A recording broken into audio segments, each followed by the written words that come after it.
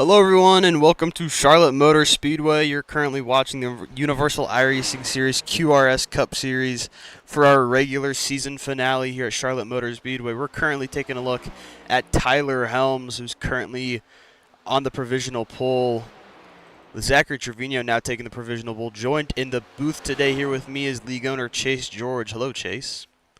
Hello, how you doing? I'm doing pretty good. How are you doing? I'm doing good. So we're going to get a couple more things finalized here. It's going to be a more dynamic booth today, hopefully. Usually it's just me in the booth, but since I got someone else, hopefully it'll be a lot less boring. It'll be a long race. Yeah, folks, we're in this one for the long run. 200 laps the distance, I'm pretty sure. 200 laps, 300 miles. Basing off a contender, last night was about an hour, and that was 100 laps, so could be looking at 2 hours or more or less, hopefully less. But it's gonna be a lot of laps. Currently about 2.5 minutes left in qualifying. Zachary Trevino currently top of the board with a 29.328 time.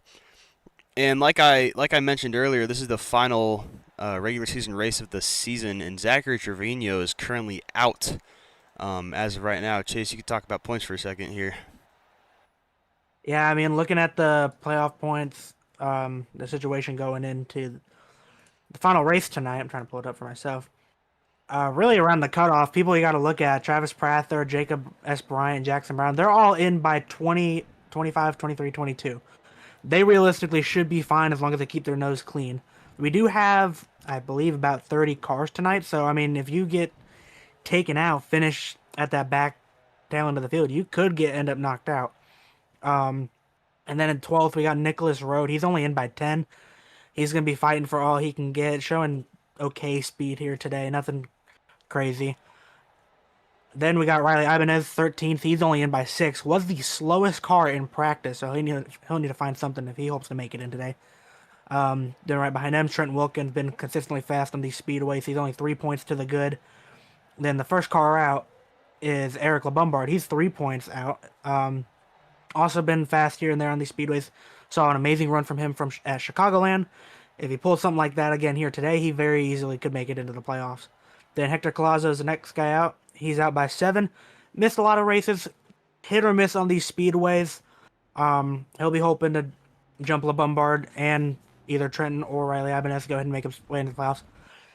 And the last driver that really has a shot is Zachary Trevino. He's 29 points out, so I say shot, heavy quotation marks. Needs a lot to go his way. It's not impossible mathematically, but it's going to be a very challenging uphill climb for Zach. Yeah, like you said, Chase, it's going to be only looking up for Zach here. I got a opportunity to speak with him a little bit earlier on in the week. He said he just needs Hector, Riley, or Eric to do not great. And in that situation, I'm pretty sure that would be enough to get him in. I think he's very hopeful for a win here tonight. As you see right now, he's currently on pole. So I think he feels pretty confident about his chances to go out and win here tonight. He's just going to have to stay in it for the long run, especially considering just how long of a race it's going to be. Yeah, I mean, it's going to be about playing strategy when you take tires. They do have 7 additional sets of tires, which sounds like a lot, but it only averages out to about 30. You can take a tire every 25 to 30 laps, set of tires, which is more on the preferable side. But if you spin, get caught up in something, and also, of course, with cautions, depending on when they come out, you might want to take tires sooner. Go ahead and take tires then. So it's going to be interesting to see how it plays out. Tires are going to be a huge factor tonight. They always are at Charlotte. Pretty heavy track when it comes to fall off with tire wear. It can be upwards of a second just after a few laps.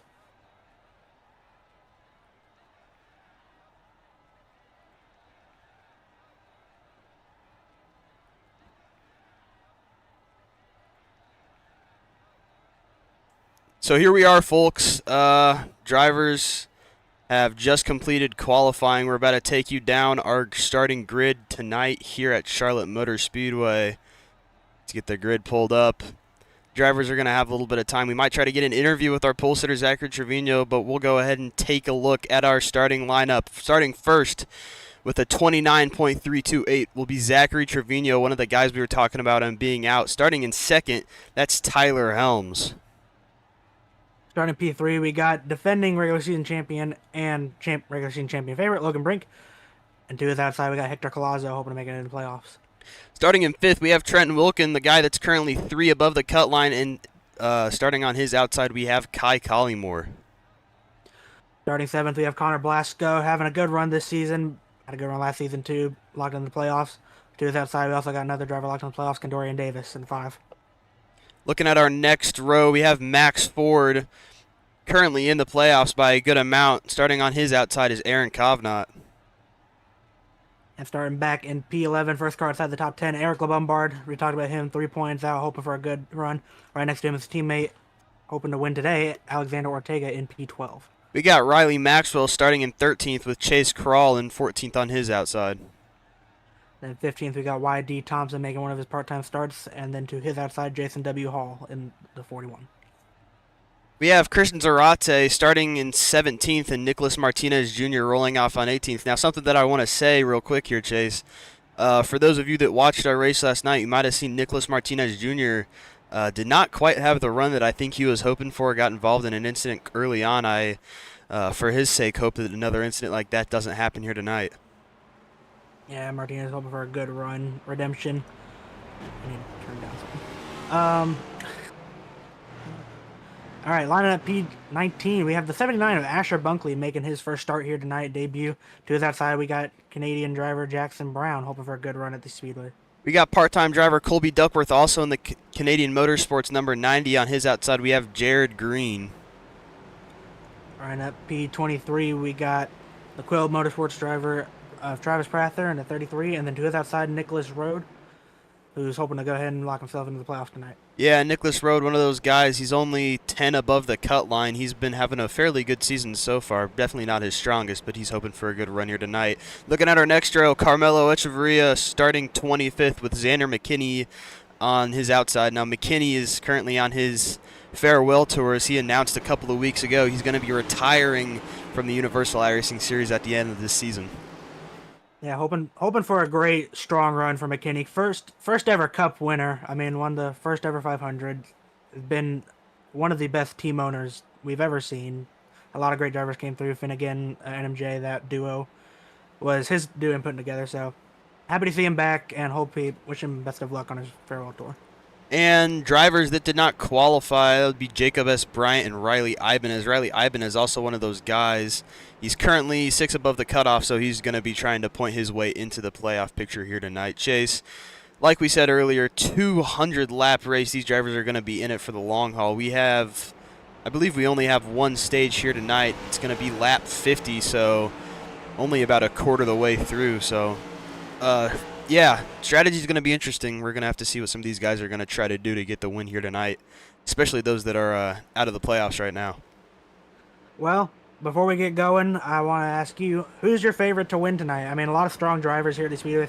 Kai Collymore always seems to have a strong run here at Charlotte. He could be a threat to win. Who you got for tonight? I think my number one pick is probably Trevino, honestly. I mean, he qualified on pole. If he's just able to keep that long run pace going. Another favorite for mine, probably for a lot of people, is Logan Brink. He's a really fast driver in the Universal iRacing Series. Taking a look at one of our possible underdogs, though, I'd probably have to say either Connor Blasco or Riley Maxwell. Connor Blasco starting 7th. As we're about to go, green flag racing here at Charlotte Motor Speedway. Pace car already down pit road. It'll be Trevino and Helms coming to the start-finish line. Green flag out at Charlotte Motor Speedway for the final race of the regular season. Saw a big wheel spin from YD Thompson further back. About lost it. Did a great job gathering it back up. But they're going to be side by side for second here through 1 and 2. Tyler Helms on the outside, looking Brink on the inside. Tyler Helms looking to get a good run off the corner and hopefully clear for second down the back straightaway. Zachary Trevino definitely got the restart that he wanted there. As you can see, the number 7 of Tyler Helms clears Logan Brink. Hector Collazo tucking in behind Logan Brink. He started on the outside, didn't quite get the restart he wanted. Take a look a little bit further back. Alexander Ortega running out that high line there with Kai Collymore right in front of him. Those are the top 2 guys that are starting to run a little bit more of an alternate line. And you see in the middle of the field a lot of three-wide action going on. People trying to make their way up through the field early. Some fast drivers qualified not as well as they hoped to, and they're trying to make their way forward here in the early going. Yeah, Connor Blasco in the 98. He's currently in 8th right now. As you see everybody on that inside lane, might cause a little bit of a checkup here. As you can see NMJ in the wall a little bit just further back. And starting to get singled out here at the front. Alexander Ortega looking to put a move on Trenton Wilkin. They're going to be both running high 3-1 and 2. A lot of dirty air on the front end of Ortega. He's going to have to cut down to the bottom here off of turn 2. Yeah, something about these next gens is that they're so aero dependent that if you get any dirty air, and I know that one of the more recent iRacing updates is what caused that, if you get dirty air, I've heard a lot of drivers complain about it. It could just upset the car and not get you good rotation. As we see Hector Collazo into the wall there off of corner exit. And you're going to see a lot of drivers get the wall off of turn 4. It kind of jumps out at you. I saw a lot last night in the Contender Series race. And I mean, you just got to be really careful, because if you catch that wall the wrong way, very easily could break your right front tire, and then you got wheel damage. Taking a look at a guy who's in the playoffs, but as it runs right now, maybe out. Nicholas Rode currently riding around all the way back in 25th. I don't quite know what his strategy is. Around on the front stretch. Wrecking on the front straightaway already. Alexander Ortega trying to get a look there. Alexander Ortega, we're going to get a replay of that right there. See what happened. Coming out the corner. Ooh, just got into the nose of Hector Collazo. We're going to take a look there. Looked like everybody was able to avoid it. We're going to try and get it from an alternate camera angle here. Great job on everyone to avoid that wreck, though. Taking a look here, Ortega looks like he came down the track a little bit in front of Hector Collazo. I believe that was running about P5 or so. Not the way that Ortega wanted to start this race. Yeah, good job to everybody else who managed to get around him. I think no one came away with damage, because it looks like Ortega kept it off the wall, too, from backing it in. Just a product of hard racing right there. Tight off the corner. Hector's trying to get some side draft. Ortega about got the wall, so he came down a little bit, and just a little too much. Current race leader, Zachary Trevino, he's led all 6 laps so far. Started on the pole. Our top 3 actually is unchanged. Biggest mover so far this race is actually tied between 2 drivers, that being Jason Hall and Jackson Brown, both up 6 positions. Yeah, Jackson Brown, he's normally really good at these speedways, and I mean, you see him starting to make his way forward now. I don't think Charlotte's necessarily one of his strongest tracks, but for Chicagoland, for example, we saw a strong run from him, so he could easily work his way up into the top 10 before we get to stage. For those of you just joining us, we're currently under our first caution of the night after contact between Alexander Ortega and Hector Collazo battling for 5th position. It'll bring out our first caution of the night. Doesn't look like we're gonna have a couple of cars coming down pit road. That being got a few cars. Thompson leading them down pit road. He's currently in his stall. Interesting strategy call from the Mach 5 group and everyone else. I wonder if this gets them right at the cusp to make it to the end of stage 1. Yeah, I think that they might be trying to set it up for stage 1. I wouldn't be shocked if we see another caution come out before the end of the stage. But, yeah, you can definitely see the Mach 5 group came down right there. You see Echeverria, McKinney, Ibanez. Yeah, a couple of Toyota cars came down there, too, so they might be working together, just trying to formulate something for the end of the stage here. And you can see also on track still, Max Ford and Chase Kroll, they stayed out. They're both on the apron, saving pretty heavy. Match is going to be pretty close here for stage 1 on fuel. Yeah, driver's not... I don't know how many laps they have in their tank, but probably somewhere around 40 if I had to take a guesstimate. Yeah, that's probably my guess too. So honestly, if it works out, this could be a big call for Riley Ibanez. If this goes green and they can make it to the end now, or close to, Riley could end up finding himself getting some stage points by the end of this. Yeah, I think Riley Ibanez is probably going to want to pick up as many stage points as he can, just in case... At least coming back down pit road right now, yeah. Maybe he forgot to take tires or didn't quite get enough fuel in his tank. Yeah, It's too early to take tires. I think if you come down this early, you're solely taking fuel. You definitely don't want to use your tires early just because you don't know what could happen. You could end up spinning or something and need them later on. Yeah, or even then, you might want to try to preserve in case there's a late race restart. Always. Well, Zachary Trevino still got the lead. Top three unchanged. Trenton Wilkins up to P4. Hector dropped down to P5. Kai Collingworth still P6. For those of you that are football fans, game between Green Bay and Chicago, currently 14-3 Green Bay. I'm sure. How about that? How about them Rams? Yeah, how about that?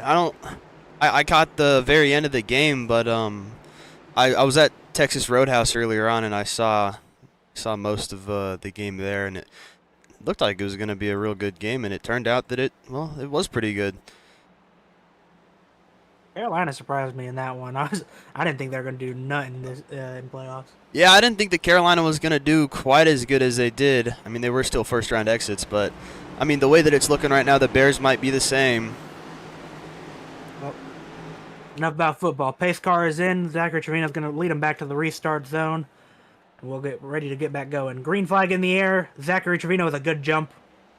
Tyler Helms on the outside didn't quite get the jump that he wanted, but Logan Brink is going to be on about his quarter. He's clear of Brink for second. He's going to slide down in front of him. Take a look. Trenton Wilkin, Kai Collingmore running that outside lane, trying to get any sort of momentum. Looks like they might try to single out a little bit down the back straightaway. Here goes Trenton Wilkin looking to the inside of Logan Brink for P3. He's going to get there. Logan will have to run off the corner, though, more than likely. Side by side through 3 and 4. There you see the run that Logan Brink's got, and he's going to clear Trenton Wilkin off of turn 4. Take a look. Kai Collingmore, Hector Colazzo. Oh, they're together. Kai Collingmore spins across the infield. He's got it going. Lock it up. Caution's going to come out for the second time today. Side drafting gone wrong. That's what that was. I know we saw it live. Yep. Hector Colazzo being aggressive, trying to get some side draft. Honestly, slid up the track just a tad too much. Got into Kai Collingmore. Ended up turning him, and I wouldn't be surprised if that's a EOL for Hector Colazzo. Not what he wanted here, but at least it's early in the going. Yeah, that's what I was going to say. Probably not quite what Hector wanted, to be involved in 2 incidents so early on. Both of them in pretty much the same part of the track, but, you know, sometimes that's what happens. Good job on Collingmore for keeping it down there, and good job for everybody else for staying out of him and not ramming into him. So, like our first caution of the night, seems like everybody got out of it clean for the most part. As Carmelo Echeverria has rear end damage. Not sure from what. I mean, he's all the way back in 24th, but his back end is pretty caved in. Yeah, there you could just see it right there. I'm trying to get a good camera angle for it. You saw it there for a second. Echeverria has some rear end damage. Probably, I don't know what that came from, but probably not great for him. I imagine maybe checking up for a wreck or just didn't get a good launch on the restart. Yeah, I wouldn't be shocked if it happened on the restart. Especially something I noticed, just like especially from the truck race, a lot of guys check up real bad for restarts and just get into the back. We saw about 2 or 3 cautions coming out because of that during the truck race. I believe it's his teammate Jacob S. Bryant that got into the back of him because he's running the Packers car and he's got a big dent in his front end.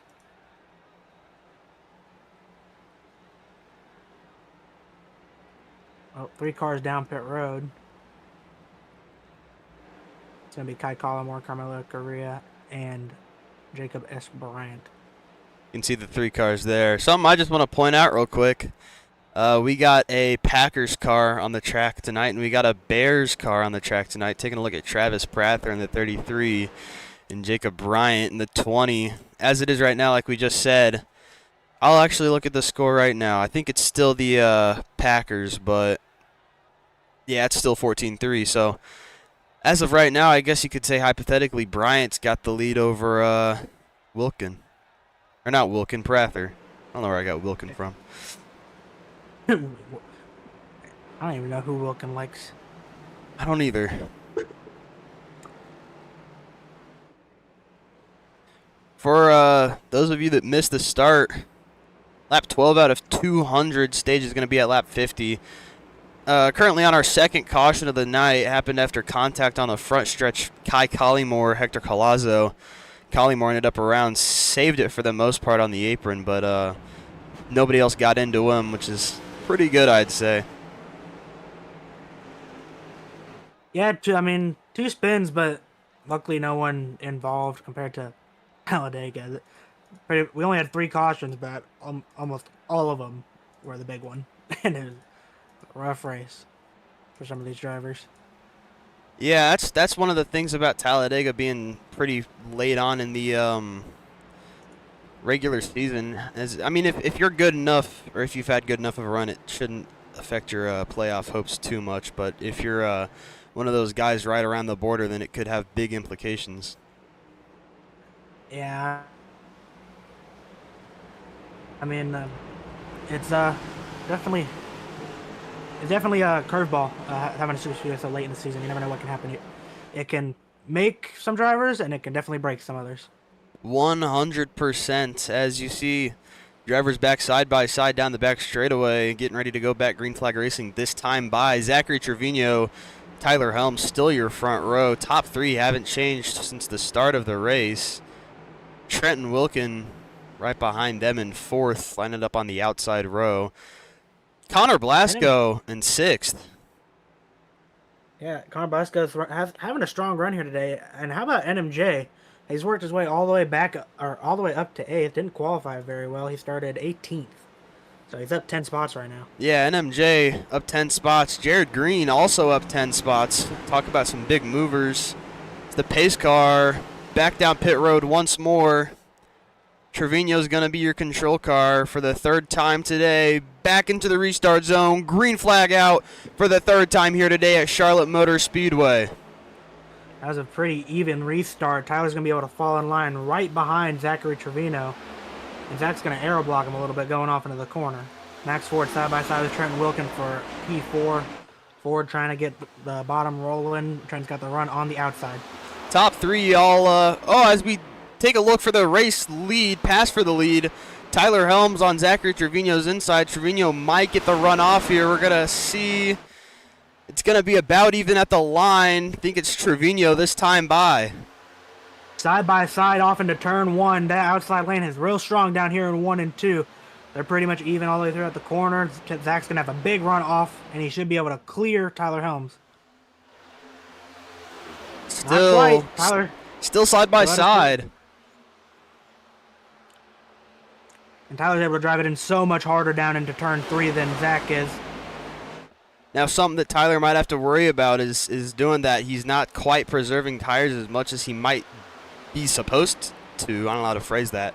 But since stage is so far away from now, I think Trevino might be trying to play it a little bit safer than Helms. And some of these drivers are absolutely ripping the fence. NMJ, Connor Blasco, Max Ford, right up against that wall. And you see for NMJ at least, it's working out pretty well for him right now. Something else you got to remember, Zachary Trevino has, you see NMJ Blasco into the wall. Like I was going to say, something you got to keep in mind, Trevino has a lot more to lose than to gain this race.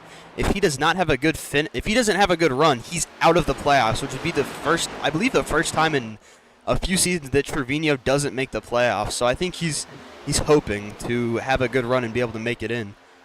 It'd be the first time in his career. I mean, he's won back-to-back regular season championships, and he would miss a lot of races this season. He put himself in a tough spot, and now really his only shot is to go out there and win today, try sweeping, and give him the best opportunity to make it. Yeah, as of right now, he's currently had 4 subs so far throughout the regular season, which is, I'm pretty sure, a series high.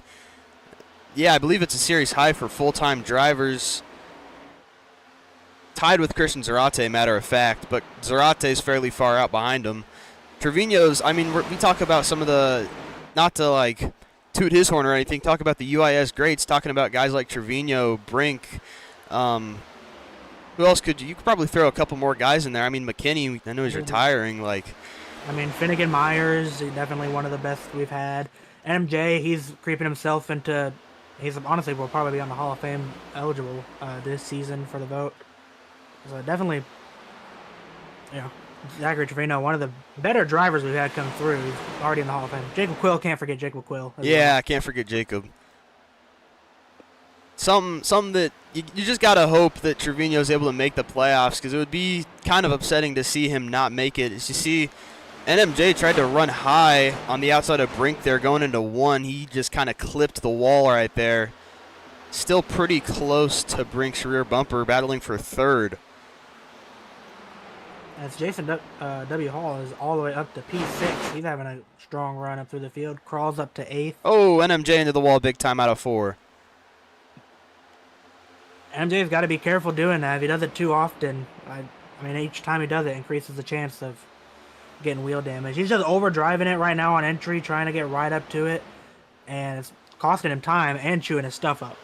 Yeah, I know that the tire, or not the tire model, but the damage model is a little bit less sensitive on the next gen than it is in the Xfinity cars. I don't know if you guys saw it last night, but as I was running, hit the wall about 2 times out of 4, and it gave me pretty bad wheel damage both times. So these drivers got to keep that in the back of their heads, just try to stay out of the wall. Yeah, I mean, never want to get the wall anyways, but biggest reason is that wheel damage. As Trevor Wilkins falling all the way back up to 10th, outside stage points. Talked about him being the first car in, definitely not what he wants. Yeah, especially at the rate that Trevino's having right now. In the race lead, cleared a second by about half a second, that being Tyler Helms. I just want to take a second to mention it. Connor Blasco is currently the last car that would receive stage points if the stage were to end now, as he just blinked out. There, he's back. He blinked out real bad there for a second. Chase Crawl on his rear bumper there in the 08. Wildly off topic, not sure what happened to Hector Collazo, but he has heavy front end damage, running back in 23rd. I was wondering, haven't seemed like he's made his way forward at all, and his front end is pretty caved in. Oh, there. yeah. Yeah, taking a look at Hector Collazo, you can just see his front bumper is really bent in there, running behind the number 5 of Kendorian Davis. I wonder what happened there. Yeah, me too. At least the good thing is there's a stage coming up in about 25 laps, so he's not out of it yet. He's going to have a good opportunity here to come in, fix that damage, and then he's going to have a lot of laps to work his way back up through the field. Yeah, that's the nice thing, is he's going to have plenty of time to make his way back up. Like Chase mentioned at the beginning, these drivers have 7 tire sets, but you also have to keep in mind they have no fast repairs. So if they get terminal damage, they are done for the race. There's no getting a fast repair. It's definitely rough for some of these guys, but I think it increases the quality of racing just slightly. As you see Logan Brink making the move on Tyler Helms into turn 3. They're going to be side by side most of the way through the corner, coming out of 4. Tyler should be able to clear Logan with the run off the top, and he will. Meanwhile, further back, NMJ, Max Ford, and Jason Hall battling. They're 3 wide. 3 wide there. I was going to say, off of turn 4, Hall and NMJ were beating and banging just a little bit. And NMJ, he's not one that typically likes to get ran up the track a little bit. Neither is Max Ford. I mean, we've seen both of those guys do some stuff. I mean, remember, take a look back at Martinez Jr.'s first ever UIS win. Came out of Jacob Quill's expense, bumping him out the way at Michigan. Yeah, he's had a few wins like that. I mean, can't forget Bristol. That was a few weeks later when he got into Finnegan Myers. Moved him out of the way for the wins. Very similar situation. I don't know if you can recall this, Chase, but last season, you remember what happened between Martinez Jr. and Myers here? I do not. That was whenever, what was it? It was with Ortega on the front straightaway. Whenever Myers. Oh, yeah, when they got the teammates. Yeah, the teammates. As you know now, Finnegan Myers isn't running full-time Cup Series competition, but he is expected to return next season. One of the UIS greats so far. And meanwhile, fourth on back, there's a lot of racing going on. Hall still trying to get around NMJ. You got Connor Blasco and Aaron Kovnat side by side for 7th. Further back, you got Trenton Wilkin, Chase Kroll, Bombard, Ortega, all trying to make their way forward. A lot of racing going on with this group right here. Yeah, we got a good group of fast drivers here. You can see Jackson Brown currently the next car out that's not basically currently involved in a battle.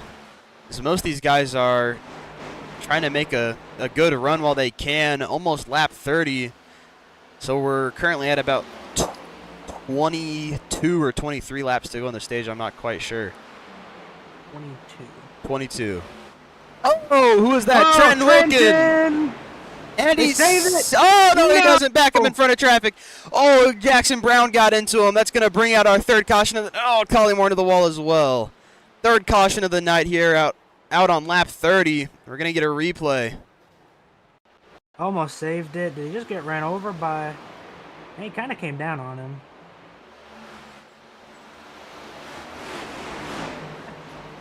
This is taking a look earlier on in the lap with Krall right behind him. We saw it live, but we're going to try to get a better idea of what happened. You can see Krall trying to start to dive it in deep. I think Trenton just kind of came down and chopped Chase's nose. Yeah, I expected him to back out of it. Which Trenton had gathered it up, but then he crossed over down onto the apron, and the car gets so loose when you do that. Unfortunate for Jackson Brown. The good thing is he shouldn't have heavy damage. Neither driver should. Big playoff implications, though. Yeah, Jackson Brown at the beginning of the race was 22 above, Trenton only 3.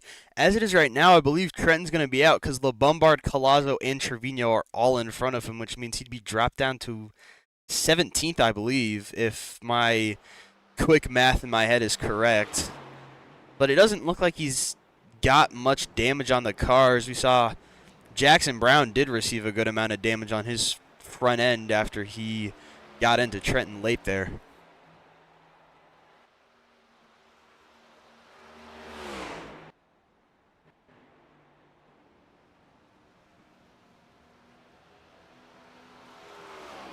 Back to what we were talking about before the caution came out. Finnegan Myers, he's going to be back in the 0-0. Oh, Carmelo is parked on track for some reason. What in the world is happening here?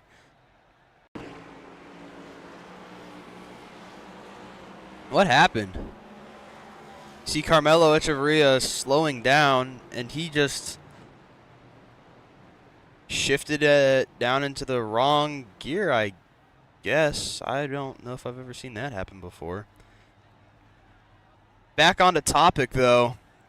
As what we were talking about earlier, Finnegan Myers is going to be into the 0-0 full-time for Sky High Racing, owned by Chase George. He's going to be back full-time. I think it's going to be very exciting to see what he's going to be able to do. Probably going to have a deep championship run. Talk about Finnegan? Yeah.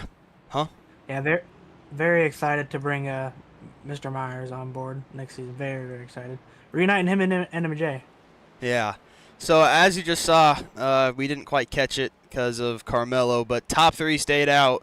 Tyler Helms came down pit road. You can see on screen his pit stop was a 10.1. Trevino behind was a 14.8. Did Tyler just take 2? Tyler took right sides only. Everyone else took 4. Yeah, so Trevino in 5th place is currently the highest up driver with an all-4 tire stop. Logan Brink right behind him, 14.4. Zach's stop was just a little bit slow there. Good news. We keep bouncing between playoff drivers. Hector Collazo, this is a huge opportunity for him. He's got his damage fixed now, and he can still run up there and try and get stage points. Yeah, look at Hector Collazo. His Colby's gone. Something happened to Colby. Yeah, I think Colby might have blinked out. Both his car was killed. I don't know what happened to him. Both McKinney and Zarate are on pit road right now. They're both McKinney is 3 down, Chris is 2 down. So I don't know what's happening right there, but if I had to guess, it's probably not something good. Something happened. I know Jackson Brown downshifted, and something happened with McKinney. I did not see the incident, so I don't know. Well, I know we're not going to get a close-up on it, but once we get a little bit of a better angle, I think it might be fair to say that Asher Bunkley's probably got one of the better-looking cars in this field here tonight. I think his car looks pretty good. Yeah, I mean, amazing-looking Impex car for the debut. Running for Kalhoff Deitch Racing, the only teammate to Aaron Kovnat now. So maybe Aaron will feel a little bit less lonely out on track. Yeah. Ortega, your race leader, chose the inside lane, stayed out as we just talked about. Hey, that rhymed. Bars. Um, ready to go back. Green flag racing. Pace car back down. Go ahead. Go ahead. Back into the restart zone. Green flag out once more. Ortega with a great jump here on the restart. And Dorian Davis did not get going at all. Tyler Helm's going to go ahead and clear for P3. First car on fresh tires somewhat. Oh, Bunkley's blinking out a little bit. They're nearly going to get taken 3 wide. Oh, they're 3. They saved it. Contact between Trevino and Davis there. You can see, oh my goodness, there's so much going on. I don't even know what to talk about. This is terrifying. I would not like to be in one of those drivers right now. Yeah, so as we saw, Trevino took 4. I believe the reason that he took 4 is he's trying to just get as many stage points as possible. I mean, everyone took 4 except Tyler. Tyler's the only driver to take 2, and honestly, not seeing a huge advantage right now as you see Logan Brink driving right up to Bunkley's inside and is probably going to get to Tyler's inside here in a moment. Yeah, Tyler looks like he's about to get on Ortega's inside for the race lead here.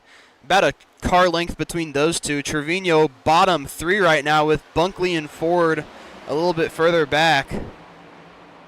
Those Toyota drivers are sure being aggressive. I mean, making their way up through the field, making 3 wide moves. As Logan Brink's to the inside of Tyler Helms right now. Side by side down the back straightaway into turn 3. It's going to be Brink on the bottom, Helms on the top. Helms is going to nearly get to the rear bumper of Ortega. Not going to be quite enough as Helms is into the wall big time. Trevino and Ford make contact a little bit further back. Those 2 are teammates. And here comes Connor Blasco to the inside of Tyler Helms. Now, just a little speculation here, Chase. Nothing official has been made yet, but from what I'm aware of, Zachary Trevino may not be running for 2311 Racing next season. Yeah, to my understanding, that's what the word is. A lot of 23XI Racing losing a lot of drivers, losing their partnership with Canadian Motorsports. Yeah, it's going to be an interesting next season for 23XI. Maybe Canadian Motorsports will get a little bit of the better equipment since they're going to be the primary Toyota manufacturer now. And that is the plan for Canadian Motorsports. Had to talk with Jackson Brown. They're aiming to become the #1 Toyota team, but 23XI doesn't plan on going anywhere. Max Ford's just got to find the people to fill the roles. Here comes Logan Brink for the race lead on the inside of Alexander Ortega. Logan Brink not quite clear of Ortega. Ortega's going to slam the wall on exit. Push Brink all the way down to the grass on the infield. Like we talked about pre-race, these drivers are going to have to watch out for that coming out of 4. Seen a lot of drivers slam into it so far. Brink into the lead solidly. It's going to be Helms now nearly side by side with Ortega for second. I mean, through 1 and 2 there, you can see how big the tire advantage is. If both cars are on fresh tires, typically they can remain side by side through most of the corner. But Ortega just had nothing for Logan there through the corner. Trevino hasn't been able to catch up quite as much. I think he's just been stuck behind Connor. As looks side by side racing here, Ortega and Helms. I think Helms is probably going to get the advantage off the corner due to Ortega's older tires. Nearly even down the back straightaway once more. How about Connor Blasco running here in P4, third car on tires? We got Zach looking to his inside right now. Having a good run for him. Now I don't have Connor Blasco's career stats, but as of right now, he's in the playoffs solidly. He has a pole, but only has 2 top 5s on the season. So if he's able to get this good points position right here, I mean, he's obviously already locked into the playoffs, but I think it would definitely help his momentum going into Pocono next week.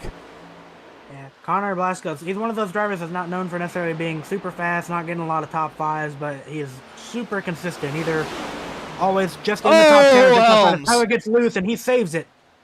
Helms got loose. He's taking a trip through the grass. He saved it, kept it straight. That's going to get Ortega back into second, but Trevino's... They're reckoning into 1 and 2. Oh, yes, they are. Who was that?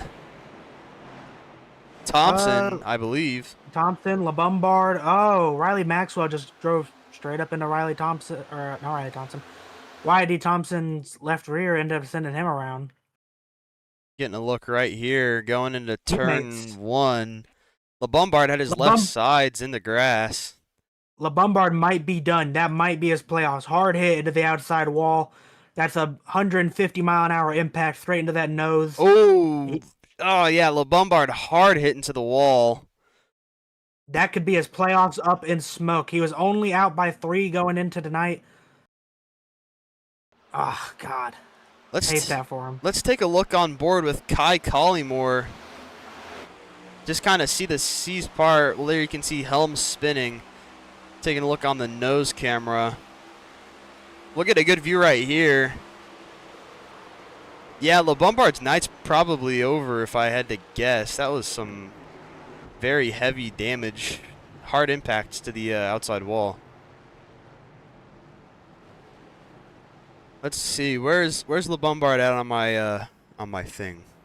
Hate that for LeBombard. I mean, if you're LeBombard, all you can do is fix as much damage as possible, get back up out there. I'd honestly fix as much as you can now. Stay on lead lap, because you got stage coming up here. And bring it, or honestly even go 1 lap down, because you'll be the first car lap down. Honestly, his damage doesn't look too bad considering how hard he hit the wall. I mean, it's only, yeah. I think it is only his right front. It looks like his right front wheel is bent in a little bit. But I think that's probably a fairly fixable problem right there. A word from race control, that one will be called a racing incident. But Ortega down pit road, Max Ford down pit road. Max Ford's taking 4 tires.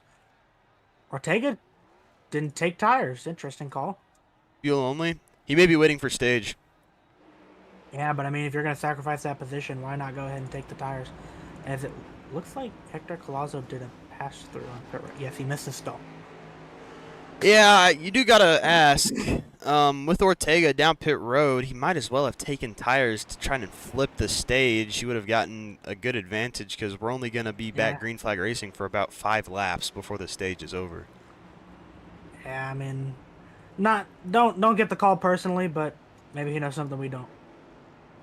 Now, oh, we got 11 people watching. That's pretty good. Oh, not bad. Hi, people watching. Hi, people watching. Logan Brink is going to lead him back to green for the stage here. Didn't get to say it earlier, but Logan Brink is personally my pick to win.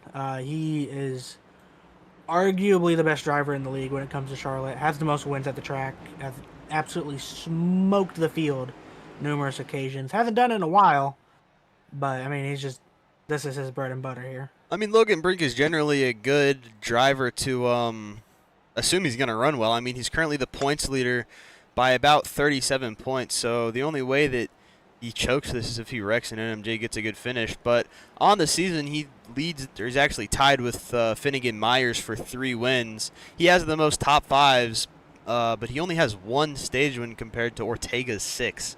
So, but yeah, just taking a look at Charlotte only, definitely one of his better tracks.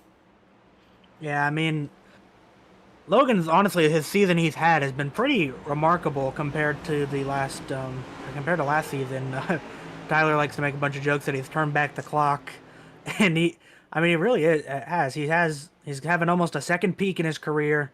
Could easily end the season with 5 wins, which is phenomenal, and honestly is probably the favorite to walk away with the championship at the moment. Yeah, hasn't been the favorite since season 4.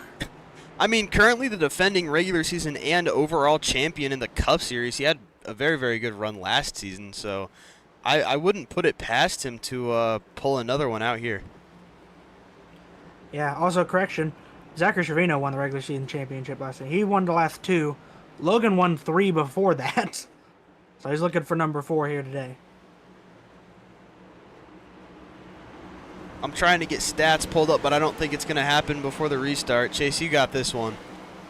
All right, pace car is taking a hard left turn. Lights should be coming on any moment. Sun is setting. Logan Brink leads him back to the restart zone. Green flag in the air. And solid jump for Zach. Not terrible, not great. Connor Blasco got it going pretty well. Zach's going to clear straight to second. And Aaron Kovnod's up to 4th, side by side with Connor Blasco into turn 1. 5 laps to go in stage 1, our only stage here at Charlotte Motor Speedway. Connor Blasco nearly side by side with Truvino, their Toyota v Toyota, for 2nd place here at Charlotte Motor Speedway. On his outside, Aaron Kovnod up 7 positions from his original starting spot. You can see LeBombard there on the apron, slower car from that last incident. The lights just turned on here at Charlotte Motor Speedway for some nighttime racing. And Bombard, 2 laps down now. I think he should have tried to stay 1 lap down if he could have get the wave around. But anyways, we're racing. Aaron Kovnat, Connor Blasco still side by side. NMJ trying to get up there, get into the mix, trying to get around these two and go fight for a stage win. And Aaron will clear Connor Blasco into turn 3. NMJ side by side with Blasco, hoping to clear off of turn 4, and he will. Oh, into the wall! They save it! What a save! Nearly back up and in front of traffic, but he kept it clean. Very impressive there from Connor Blasco. I thought NMJ was going. That car looked super snappy. Somehow gathered it back up. I don't know why we're looking at McKinney. 3 wide for the back. The camera just went to McKinney. What? Oh my goodness! Yes, Logan. Oh, air around. Oh my goodness! Wrecking in the back. That's the stage. Still green. Caution's out. Caution is out. Who all was involved in that? I saw Collymore spinning across my screen. Yeah, there he is. Jackson Brown, Collymore, Kovnat. Hector was right behind it. I don't know if he got damaged. We're taking a look right. Oh, Aaron just got loose in the corner and Jackson got into him. Collymore into the wall. Hector got in the wall real heavy. Managed to keep it off of Aaron. And Dorian Davis, Jared Green involved a little bit further on in the back.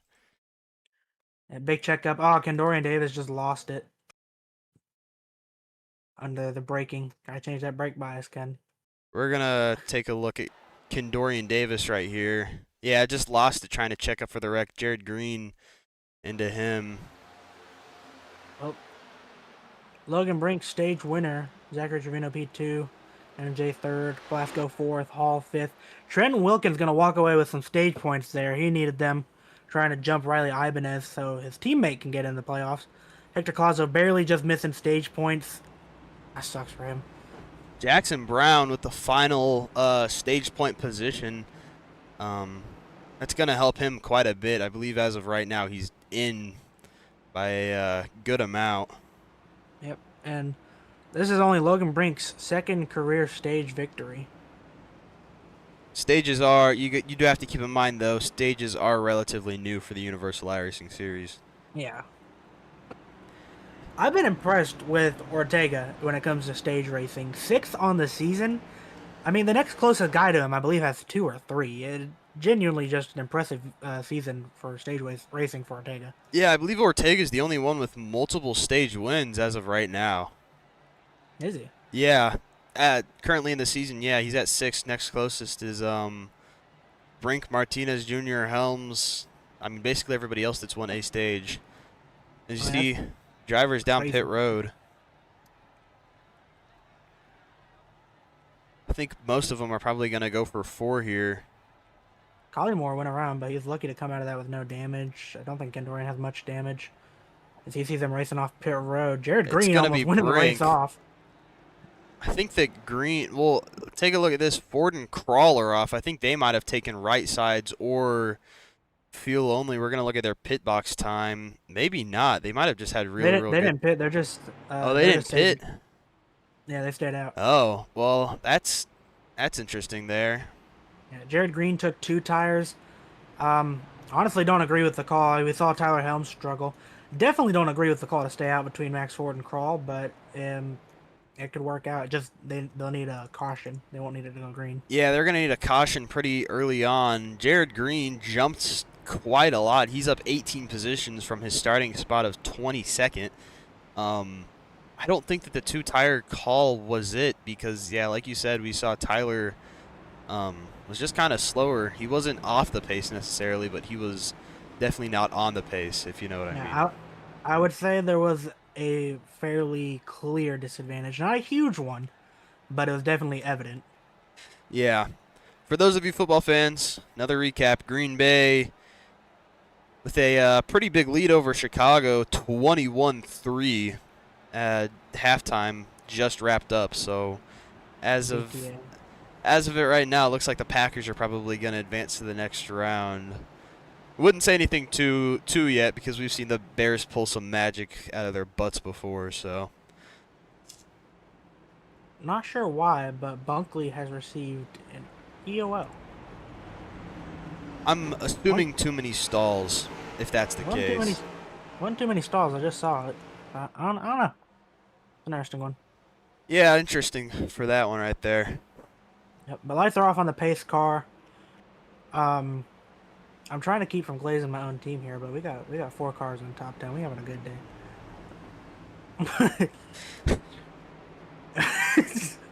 The Max Ford is going to lead him back to the green here. Chase Crawl to his outside. Crawl, sometimes he has really good runs. Sometimes, not great. Wyatt D. Thompson, unfortunately, has just dropped due to packet loss. That's tragic. At least he wasn't running full-time, just a part-time start here at Charlotte Motor Speedway. Yeah. Max Ford, your race leader, him and Chase Crawl both did not pit for tires as we're about to go back green flag racing. Pace car, left down pit road. It's going to be Ford, the control car. Green flag back out for the 6th time today here at Charlotte Motor Speedway. Good start for Ford there. We've had 5 cautions, my lord. Yeah, 5 cautions already. You see Logan Brink going clear for second. Here comes NMJ to the inside. Jared Green into the wall a little further back. Trent Wilkins to his inside now. Yeah, that's like I was predicting. I mean, Crawl's fallen off about 2 positions already from where he started at. As he's going to get the wall off of turn 4, and that's going to cause him even more spots. Yeah, you can see it in the back there. Real close to driving there. Max Ford faster than his average pace, but Logan Brink is going to be right there soon. Probably going into 3s whenever I assume they're going to get side by side. This is a hornet's nest back here as you got slow cars dropping to the back. Just taking a look here, Tyler Helms, you saw him spin out. He's up to 7th right now, battling Chase Crawl on those older tires. Decided to not come in. You can see Hall now sending it on the inside there for P5 with Connor Blasco. He's going to get it just for now. Seems like it's going to stick off the corner. I'm impressed with Hall's run today. Normally not one of the strongest drivers in the league, but he's having a good run today as Max Ford is under fire from Logan Brink. Logan Brink just riding around, taking his time. He's not trying to overdrive anything. I think he's probably trying to wait for Max to make the mistake. I mean, no reason to try pushing here so early in the run, because this very well could go green majority of the race. If we get one long green flag run, it could go green at the end. We saw it last night. So, yeah. No reason to push and chew your stuff up right now. Yeah, no reason to try to overdrive the car too much. I mean, Max Ford obviously on a severe tire disadvantage compared to Brink. Didn't come down pit road there. Is the next guy that stayed out on that last restart. Chase Crawl's already down to 9th. So maybe that staying out call wasn't quite what they should have done. Yeah, if you're one of these drivers right now, I think you're setting up for the long run, setting up for the long haul, because like I said, we've seen numerous times it go green all the way to the end here at Charlotte. We've had some decent runs here today already as is, and it's just going to get more spread out as it goes on. Just taking a look here for a second, battle for 4th between Hall and Wilkin. They've been back and forth about 2 or 3 times since we started looking at them. Quite the battle, but as of right now, Hall's got a pretty good advantage over Wilkin, got a couple of car lengths over him. And we see a little further back, Tyler Helms, Hector Colazo, both of them trying to make their way back up through the field. Colazo's up to 8th as you see Crawl drop. He's still running around 9th, found a way to stop the bleeding, riding around right just behind them, Kendorian Davis, and then Alexander Ortega trying to make his way back forward. Yeah, I don't know if Crawl's going to come to regret that decision to not come down pit road, but as of right now, it's not looking like it was the greatest choice. I'll tell you who probably is regretting their decision. Jared Green has dropped all the way back to 15th in the restart. Restarted, what, 4th? He's all the way down to 15th already. Yeah, Green restarted pretty far up. I think that 2-tire call may not have been the right call there. Yep. Xander McKinney's back on track. Glad to see him back out of that. McKinney back out on track, but I will say he is 21 laps down, so yeah. Currently he's here for fun. Yeah. Yeah, pretty much. I mean, he's with the pack. You saw he was with Jackson Brown there, so.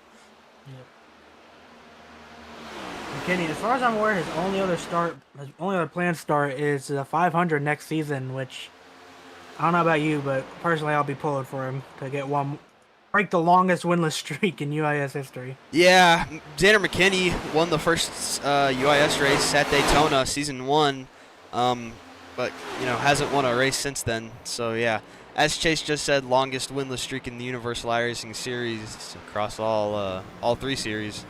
So maybe he's gonna try to get some better luck and revert that there. Would love to see it for him. He deserves it. Logan Brink is challenging Max Ford for the lead. A little bit of swerving going on down the back straightaway. Gonna end up staying behind him, but Max Ford definitely feeling the pressure right now from Logan Brink. Yeah, Logan Brink, like I said earlier, I don't think he's trying to overdrive the car. I think he's just waiting for Max to make the mistake. As we see, I mean, Max, obviously with the tire disadvantage, cautions out once more. What has happened? Riley Maxwell, slow in the infield. We're going to get a replay here. Let's see what just happened. Oh, he was spun off the nose of Jared Green.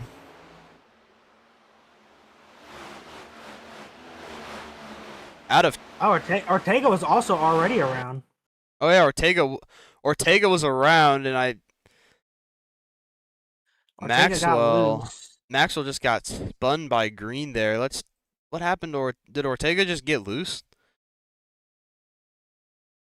Ortega got the left sides on that paint down there, and just got his car loose. Just lost it out of the corner, and then Riley Maxwell slid. He's lucky he didn't get clobbered by Maxwell. That was close. Riley Maxwell, just another look right there, spinning across the infield. The transition from the Roval layout to the Legends layout, you saw he got some pretty good airtime on the right side there. Back under caution, Max Ford going to maintain the lead. Under caution for the 6th time today here at Charlotte Motor Speedway. Been a pretty caution-filled race so far with not very many severe wrecks. I think the biggest one so far was with La Bombard there going into turn 1.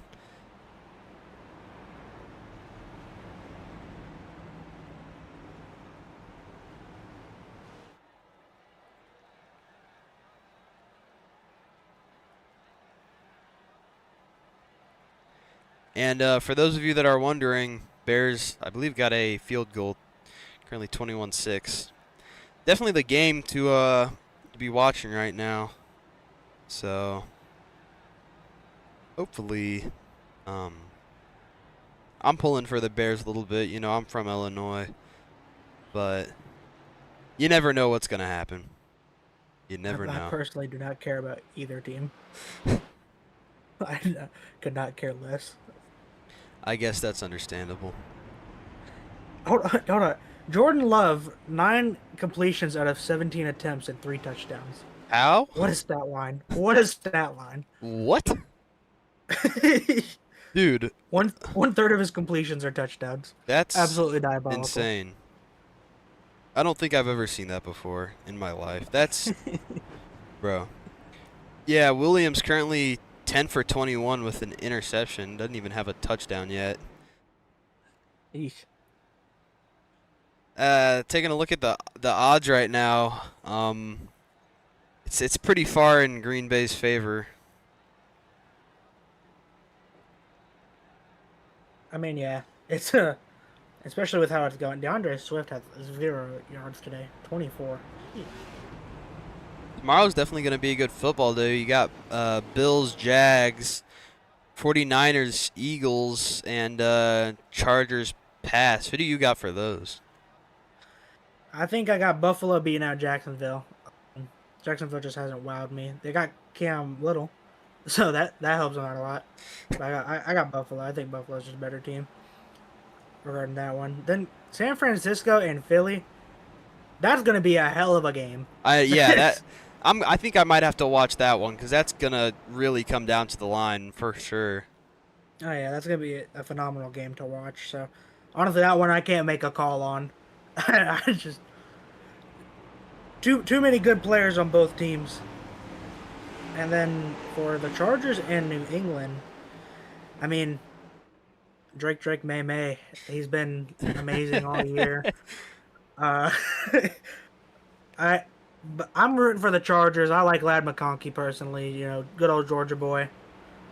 So I'm rooting for the Chargers, but it's gonna be hard to beat Patriots. I got Buffalo.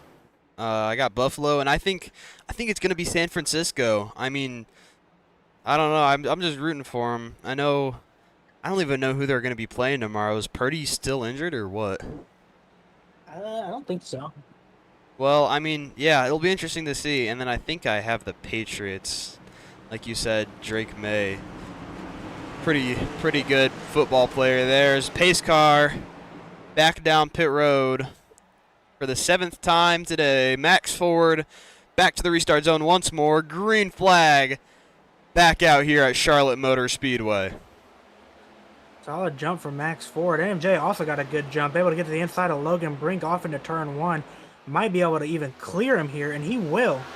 NMJ up to P2. NMJ got a really good restart there. I think the outside just didn't quite get going. You see Max Ford swerving down the back straightaway, trying to break up that draft a little bit. You see Wilkin diving it in the inside of Brink here, going into 3 and 4.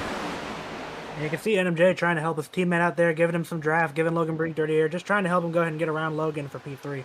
But it looks like it's not going to work. Lap 67 out of 200. Logan Brink! We keep it green. Caution's going to come out.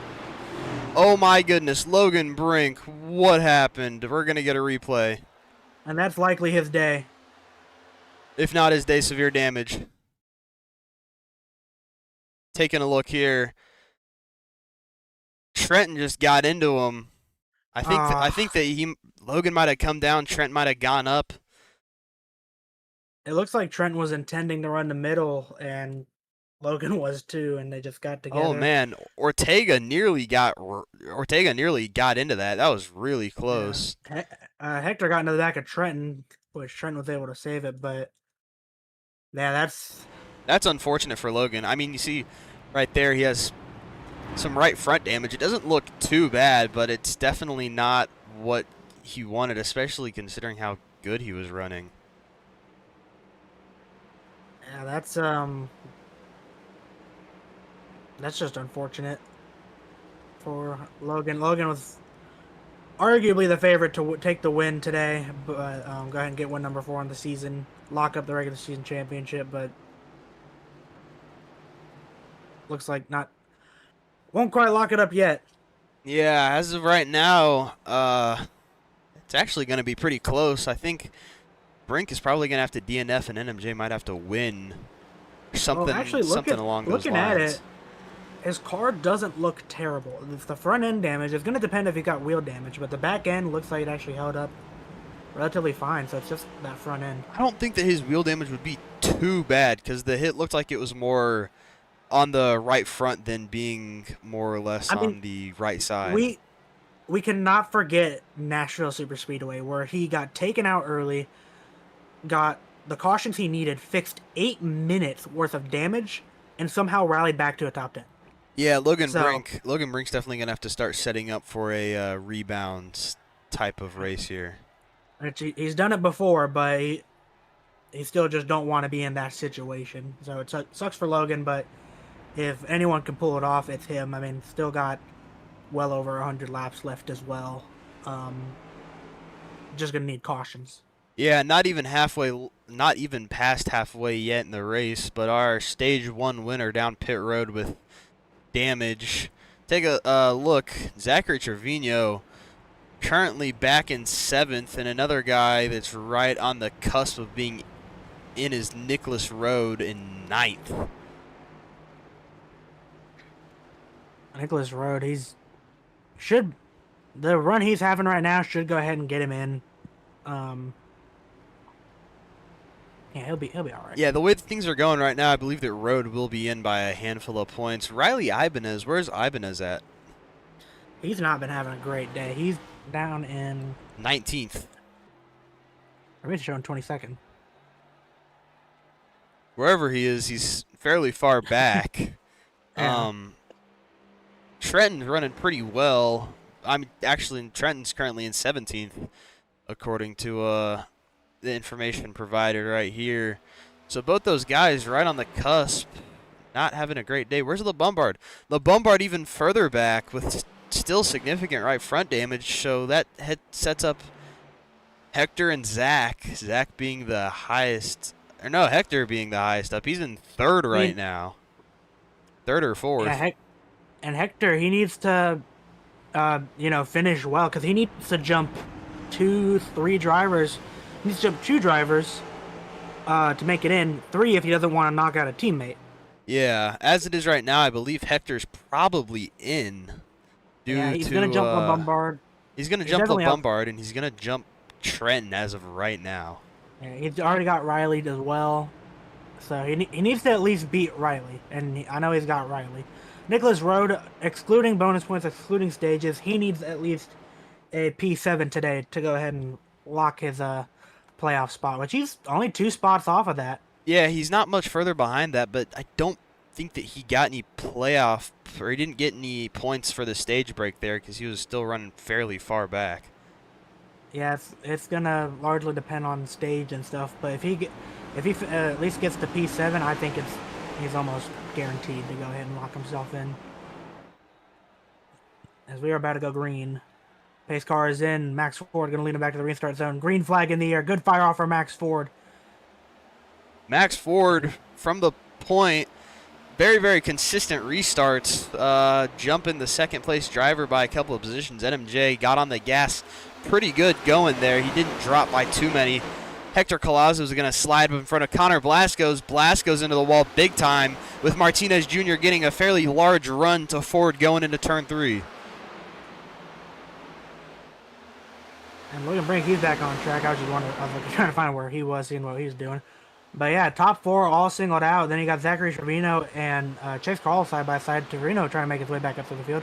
And here comes Hall down to the inside of Blasco. Hall's been having a very strong run. He's hoping to go ahead and get a shot at the win, his first career Cup Series win today. Yeah, Hall and Blasco both having career days so far. Hall in 4th, Blasco in 5th. Both of them having real good runs. But you got to keep in mind, right behind them, Zachary Trevino, desperate for points, probably the most desperate driver in the field for points right now, as I'm pretty sure he's the last driver that statistically could end up in the playoffs tonight. Yeah, he's the last driver that mathematically has a shot, and I mean, it's going to take a lot, but he got the pole. That's 3 points right there. Got some stage points, more points there. It's looking more and more possible as the night goes on, as he makes his way back up through the field. He just needs to get up there, lead laps, get that another bonus point, and to really have a good shot at being able to make it in. Just looking at Zach real quick, his best lap is a 29.339. I don't know if that's setting it up for the fastest lap of the race, but regardless, that's still a pretty good lap there. As he's going to... Hall blinked out there for a second. Hall blinked out. They're going to be nearly 3 wide for 4th. Oh, Trevino. Oh, Trevino and Hall got together there a little bit. They kept it going. That was too close for comfort. Here's the thing with Zach making his way forward. I mean, we saw how dominant he was when the track was warmer.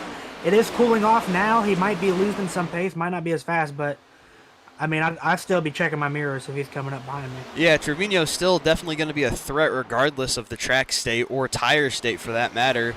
Very consistent driver, as you see Crawl now side by side with Hall for 5th right there. And, oh, caution's out. Again. Logan Brink once more. Getting a look at a replay here. Let's see what happened. And it looks like he just lost it there. And back up into Carmelo Echeverria. Riley Maxwell got into the wall there. Yeah, that's not how you want things to go for Logan Brink there. Stage 1. He's going to bring out our 8th caution of the night. I believe he also brought out our 6th or 7th caution of the night as well. Look, LeBombard, Jackson Brown, Aaron Kovnat, and Logan Brink all have the exact same damage on their front end. Yeah, lots of drivers with front end damage. Carmelo's got left side front end damage now after that contact with Brink. It's Charlotte's a tough track. looks easy on paper, but it's pretty difficult once you get going. Yeah, on paper it should be one of the easiest tracks, but I'll just tell you from personal experience, once tires start to wear the slightest amount coming out of 4, you just really got to make sure you don't hit that wall. Yeah, Jack, oh, it's not a hard it's not a hard track, but you have to make sure you hit your marks fairly consistently just to keep it off the wall even, let alone be fast. yeah, Jackson Brown, pretty far back currently. Jackson Brown's in 23rd. LeBombard's the only car. Actually, Jackson Brown's the last car on the lead lap. LeBombard's 2 down. McKinney's back on pit road as well, so he's not even a factor now at this point. Yeah, which Jackson Brown actually, right now he could be eliminated. He needs to finish at least 18th to go ahead and lock himself in. He's running 23rd, so very unlikely he gets eliminated, but right now he's not locked in as it runs. Yeah, I mean, Lombard's got to get one of his laps back. Go ahead. yeah, LeBombard, yeah, going to get his other lap back, but you just gotta remember that we're not halfway yet in the race. There's still so much time left until we get towards the closing stages of this race, and until then, you just kind of gotta hope. I mean, like you said earlier, Brink at Nashville Super Speedway, he rebounded quite a bit. I wouldn't count him out yet. I know he's in 16th right now, pretty far back, but we've seen him do it in the past, and I wouldn't be surprised if he's able to do it again, especially here, considering it's one of his better tracks. Yeah, I mean, it wouldn't be a big shocker to me at all. The important thing for him is he's still on the lead lap, which LeBombard, I'm sure he likes that too, because he's going to be able to get his wave arounds and get a lot of and get back on the lead lap, hopefully trying to keep his playoff hopes alive. Still trying to work on that damage. Wish I knew how much he had left, but as we had some takers on pit road that time by Connor Blasco came and took 4 tires, Condorian Davis, Travis Prather, and Jacob S. Bryant all came down pit road and took 4. So it's going to be interesting to see if they're able to work their way up the field. The main one I'd be looking at here would be Connor Blasco, because he's shown some strong pace here tonight. We're going to get a word from Xander McKinney here. Just 1 second. Xander, it's Maxwell in the booth. Do you got a copy? I do. So, what happened? Lap 30, I made an incredible avoidance of Trenton Wilkin. Didn't know where I was going to go. Just kind of pinned it high. Hit the wall a little bit, was just trying to get off the wall and started coasting, and next thing I know, Jackson Brown is sliding. He apparently money shifted and locked the brakes up right in front of me and wrecked me. So, I assume, are you done? Oh, it was done from the beginning. I came back on track for a little bit just so I could end on my own terms. Yeah, I saw you were out for a little bit, but you ended up back on pit road. Is this your last start this season? Making one more final start in the 500 next year, hopefully, and calling it. Yeah, hopefully. Well, I mean, it'd be quite the way to bookend your career, starting with a 500 win and ending it with one. I don't know about that, guys. hey, you can pull it off. You have before.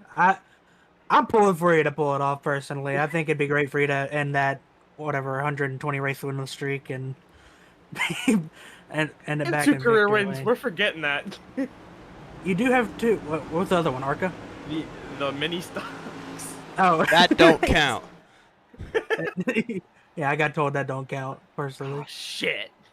Yeah, I mean, long career, probably one of the longest drivers in the league. Had the longest running team. So, from the UIS, we thank you for everything you've done. Yeah, And we thank look you. forward to Thank you very I'll much. call some races. Well, that'll call be some great. races? I'll call some races. All right, we'll have to get you in the booth as a guest commentator, PW. Shoot. All right, thank you very much, Xander. Yeah. We'll see you at Daytona. I think I moved him. We're Yeah, back in there. got him back in the right VC. Back under green flag racing here at Charlotte. Max Ford, still your race leader. Didn't want to cut that interview a little bit short, talking to one of UIS's longest running drivers. Yeah, lot of respect for that guy.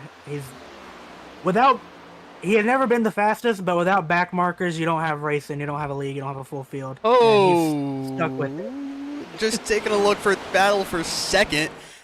Hector sent it in deep on NMJ there, nearly got NMJ sideways. I think he overcorrected a little bit, expecting Hector to get into him, but they're currently side by side for second. Now side by side for third between Trevino and NMJ coming out of turn 2. Now, one thing we've completely forgotten about is NMJ, with the incident with Logan Brink, I'm not sure the points exactly, but it has given him a chance at the regular season championship. Not a great one, but I'm gonna double check this before I go elaborate any further. Yeah, so as of right now, those are the only 2 drivers that are actually like eligible for the regular season championship battle, but we're still keeping a very sharp eye on the playoff positions. In the Cup Series, only 14 drivers make it in, so very, very tight window, trying to only allow for the most consistent drivers in. I was wrong with Logan's stage win. He went ahead and locked it up, so congratulations, Logan, on the regular season championship. At least he's got that going for him tonight. Yeah, well, there you go, folks. Logan Brink already locked up the regular season championship. We're going to make sure to get a word with him after the race. We're gonna have a lot of interviews post-race for sure. I mean, a big night. Lots of, people fighting for a shot at the championship. A lot of people fighting for a shot at the championship, and should make for some fun stories. For sure. Max Ford hit the wall coming out of 4 there. You can see we're starting to come up on the slower car of Kai Collymore. Right, Ed? You can't quite see him yet, but he's there. Just trust me. Looking a little bit further back for second. NMJ still trying to get onto the rear bumper of Collazo there. As you just heard, Brink already locked up the regular season championship, so I think Martinez Jr. is probably just going to go for the win and disregard playoff positioning right now. Yeah, I mean, all you can really aim for now, if you're NMJ or really anyone that's already locked in the playoffs, you might as well go for the win. That's 5 extra playoff points there if you can manage to pull off the win, and that can come pretty in handy depending on how the playoffs go for you. Yeah, as of right now, I believe Logan... Chase Crawl into the wall further back, made contact with Ortega. He's still going. As of right now, I believe Logan Brink has the most playoff points out of any driver so far.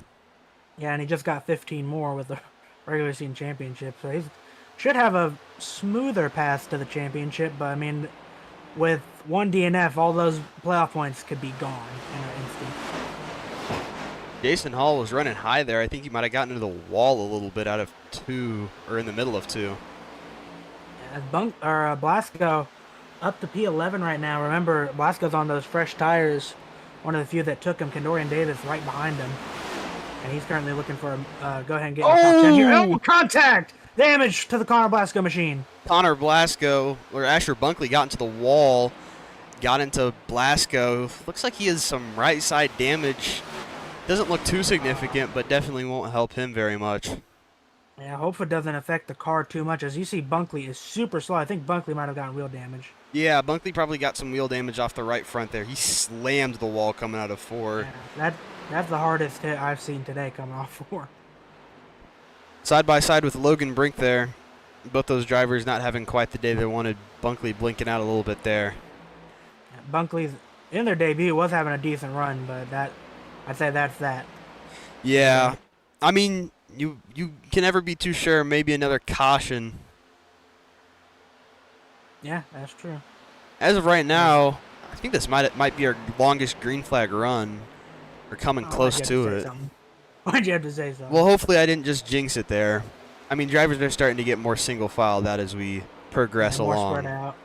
Still got some racing, though, like Zachary Trevino currently trying to take a shot at NMJ. You got Hall, Ortega, Chase Crawl, all battling it out there. Tyler Helms a little further back for P5.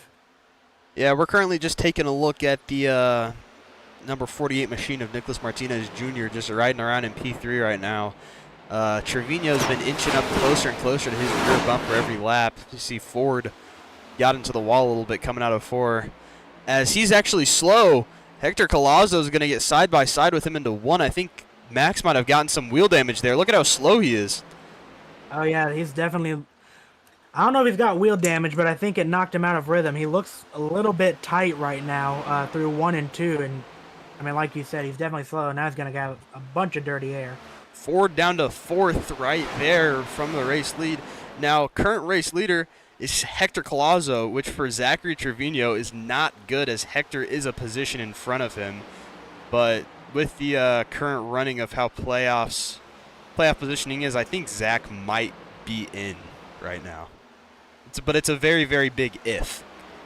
Very big if. I mean, Trenton's not far back is the thing, and he's already in. Trenton's So not I far think- back, but I'm going more off of Riley right now. More or less. Yeah. Well, Trenton's already in, and it's going to be between Riley, Hector, Riley, Hector, and Zach, probably. yeah, probably.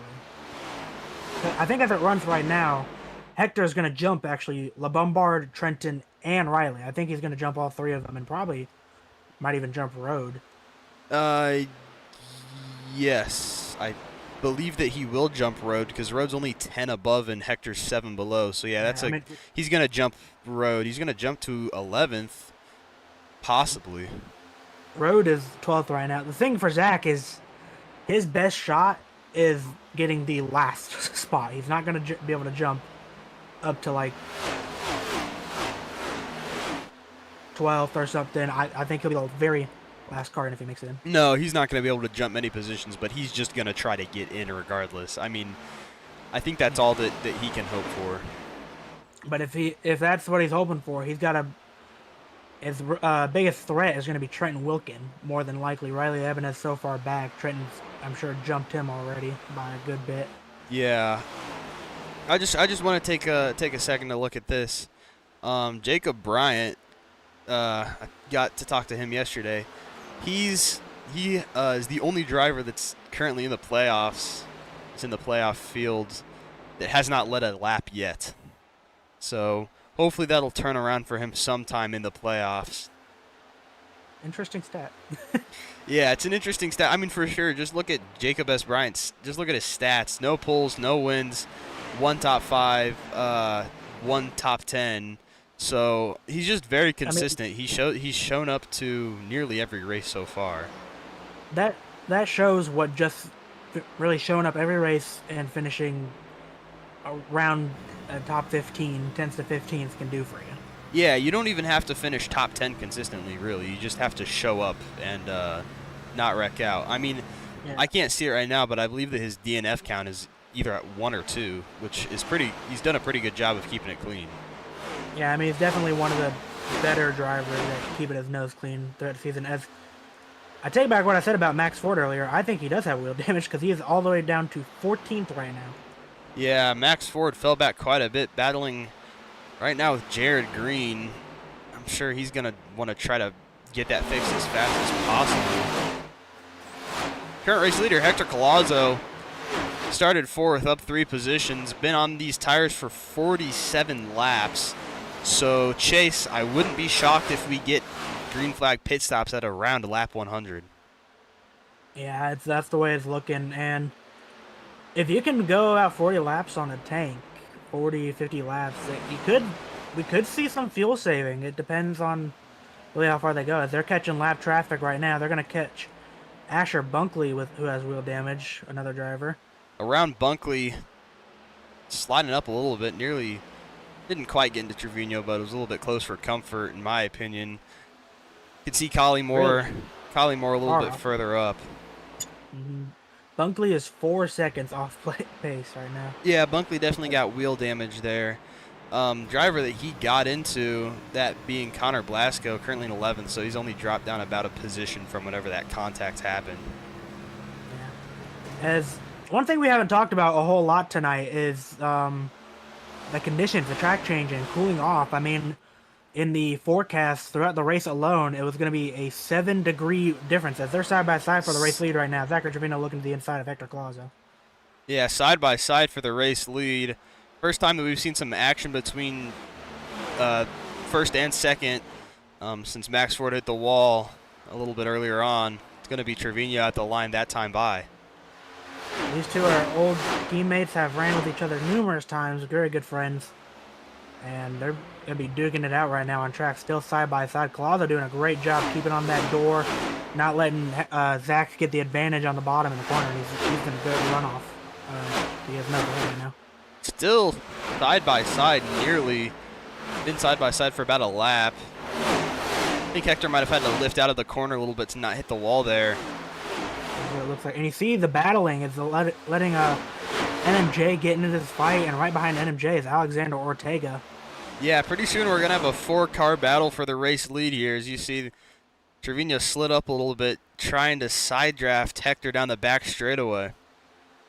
Now, you'd have to assume that if NMJ, once he gets up into this fight, he'll probably go with Hector Colazo. That's a teammate trying to go ahead and help get into the playoffs, but he could end up going with Zach or make it 3 wide himself. He's known to be an aggressive driver. I wouldn't be shocked if he tries to make it 3 with the help of Ortega behind him. I mean, Ortega's been pushing him around the entire way down the straightaways, so I wouldn't be shocked if that's what happens.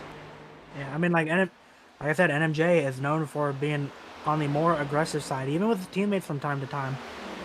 That'll be interesting, as Hector Colazo is going to clear Zachary Trevino, and Zach's going to immediately jump up to that high line, block off NMJ, and try setting up the run on Hector to take a shot in turn 1.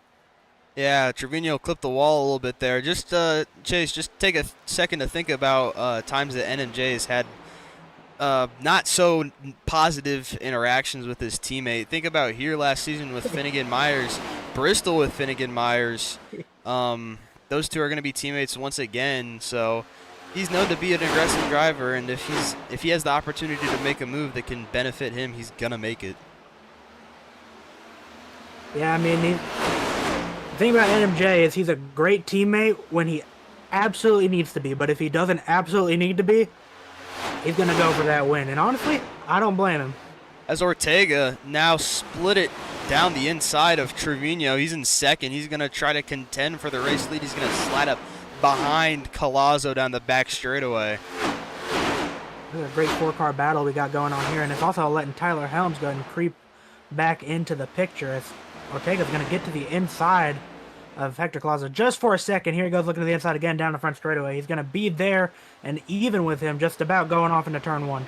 Yeah, you can throw these top 3 or 4 drivers under a blanket at some times. Looks like, I mean, right now they're a little bit more spread out, but at times they've been right up with each other.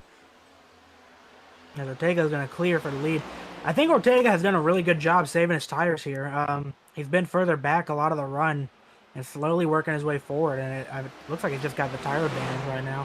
Ortega's tires are 13 laps newer, as I believe NMJ's coming down pit road. Yes, NMJ's down pit road. First taker. Looking to undercut these top 4 or top 3, I would assume. I called it earlier. I said drivers are probably going to start coming down to around 100. It's 107.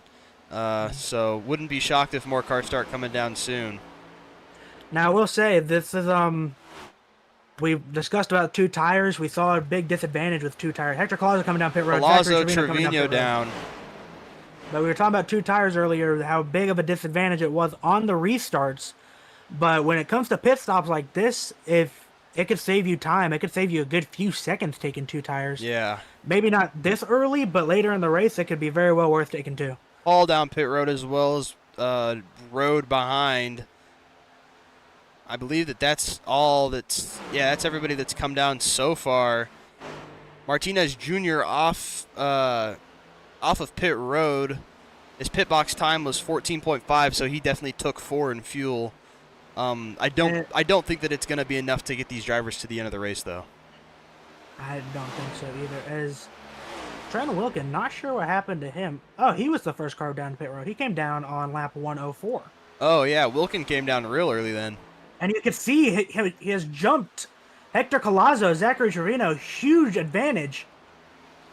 NMJ is going to jump those 2 drivers as well.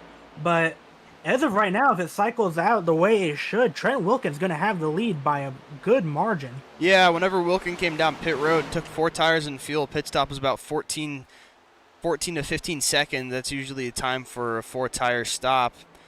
As Ortega's still out on track, he's got relatively fresher tires, but you do have to keep into consideration Davis, Prather, Blasco, Brink, Bryant, and Brown all are only on 32-lap-old tires. So Ortega's tires are about, I'd say, give or take 15 laps older than Kendorian Davis in second. Yeah, it's Tyler Helms' pit as well. Crawl has already come down pit road. I think Ortega saved way better than anybody else behind because I can just hear he's on the gas way more than Kendorian is. He has the fresher tires, but he did a great job not chewing his stuff up, and I don't blame him for sticking it out right now. Because also, if you get a caution, that traps you only get 9 cars on the lead lap. That is huge. Yeah, that's gonna trap a lot of the field down. A lot of his competitors would be stuck a lap down because currently, yeah, none of the guys he was racing with are on the lead lap. Like I said, the first guy is Trenton Wilkin, and he's just now coming off a turn 2. Yeah, the way that it is right now, Ortega has the advantage over basically all of the other competitors that were running with him by quite a bit, as you saw there, maybe for a second. As Zachary Trevino just passed Hector Collazo for what will be provisionally P3 or 4 on the racetrack. Trevino actually has significant right front damage. Not sure what that's from. I don't know if you can see it, but he has some damage on his right front there. It doesn't look too bad. It might just be cosmetic, but that might be something on my screen. Oh, maybe it's just glitching. But in the case that there is damage, that might be something to keep in mind. Yeah. As Tyler Helms currently gonna have the freshest tires of everyone that's pit. Logan Brink has made his pit stop. Man, a lot of drivers sticking it out right now. Now Riley Maxwell coming off the road. A lot of drivers sticking it out right now, hoping for that caution. Kendorian Davis, we saw him. He came down last caution. He's still out there on track, currently P2, but even he's running slower times than Ortega by about a 10th. Ortega still your race leader by nearly 4 seconds to second place of Kendorian Davis. Ortega's kind of just dog walking the field right now, but that is because Ortega saved his tires and all of his competition already came down pit road. So I think Ortega's just going to have to hope for a good stop here, because if something for some reason were to mess up, I think that could cost him the race lead here. As I'm not sure what's happened to Hector Collazo. He's dropping heavy. I mean, he's dropped all the way back. Just got passed by Tyler Helms. And that puts him 15th right now. I think Hector Collazo may be trying to save his tires a little bit more for a longer run. Yeah, but you can't save... I mean, you're losing too much time at this rate.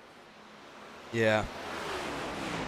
Personally. Meanwhile, NMJ and Zachary Trevino both running down Trenton Wilkin right now by about a 10th quicker a lap. Which they have a lot of time they got to make up. At that rate, that should set them up for that should be the provisional lead, right? Yeah, depending on when Ortega comes down. And I mean, Ortega's still running good laps. 30.5 last time by. I mean, that's 4 tenths. That's only 4 tenths slower than your fastest cars on freshies right now. Yeah, he's not running that much slower than the cars on fresh tires. He's going to come down pit road this time by Alexander Ortega, your race leader down pit road. That's going to put Kendorian Davis to the race lead.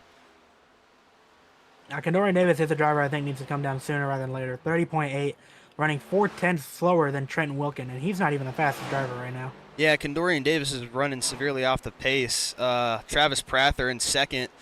Connor Blasco, matter of fact. Blasco and Bryant in third and fourth are also running very, very slow lap times. 31:04 for Blasco, 31:05 for Bryant. So I think those two should probably come down pit road sooner than later. I just have a hard time believing that Hector right now is saving. I mean, he just got the wall off of turn 4, and he's running 31.3 last time by. Something's definitely going on. Yeah, he's struggling on entry, not getting the rotation he needs compared to the cars ahead. He took tires, so I'm not sure what's going on with that 16 machine, but it could be costing him a shot at the playoffs right now. Yeah, very well could, just considering how much of a advantage Trevino's built up over him.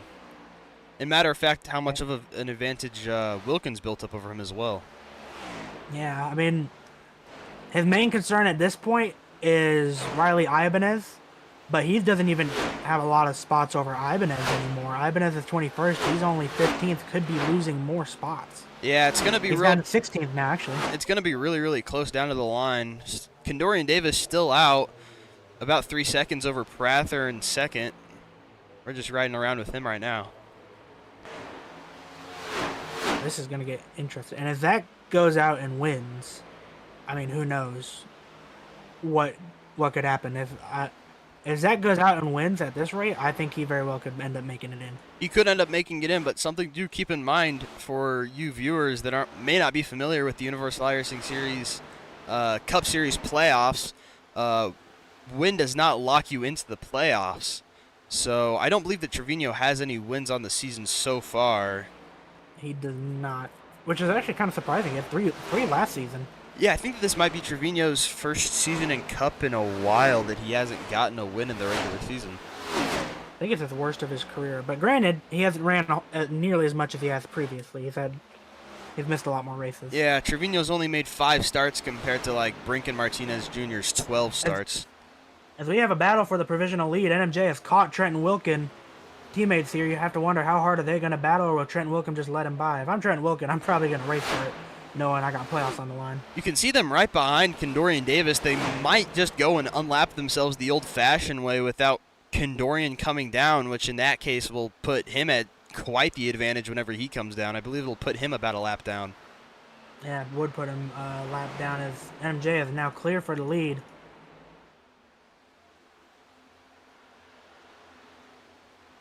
Only 5 cars on the lead lap. Kai Collymore, Kovnat, Jackson Brown, Jacob Bryant, and Kendorian Davis, those 5 still out on the lead lap. We're currently looking at the battle for the provisional race lead between Martinez Jr. and Wilkin. As you can see, they're on the rear bumper of Kendorian Davis. As Martinez Jr. is probably going to try to go around and unlap himself this time by. Yeah, he's going to get his lap back. One thing I haven't noticed, Ortega, I mean, we saw he was able to run those good, consistent laps on those older tires, made up a lot of time with 13-lap fresher tires, and he's running about 2/10 quicker than this group right here, NMJ and them, and he's right there. Yeah, Ortega's running quicker, but I think that might also just be because of the tire advantage that he had built up over that time. Although... we got heavy lap traffic here. Heavy. Yeah, Collymore down pit road this time by. I do wonder whenever Kendorian's going to decide to come down, because the way he's riding around right now is not gaining him any time. You see Trenton Wilkin further back, Trevino getting to his rear bumper, Aaron Kovnat in the way, he's still got that right front damage. They're going to get around him going into turn 3. And you see Trenton Wilkin taking away Zachary Trevino's line, giving him the dirty air, not letting him go where he wants to. And Zach, who has got fresher tires, has ran him down. I'm sure that's got to be frustrating for him, especially with Ortega right on their heels. Toyota versus Toyota here.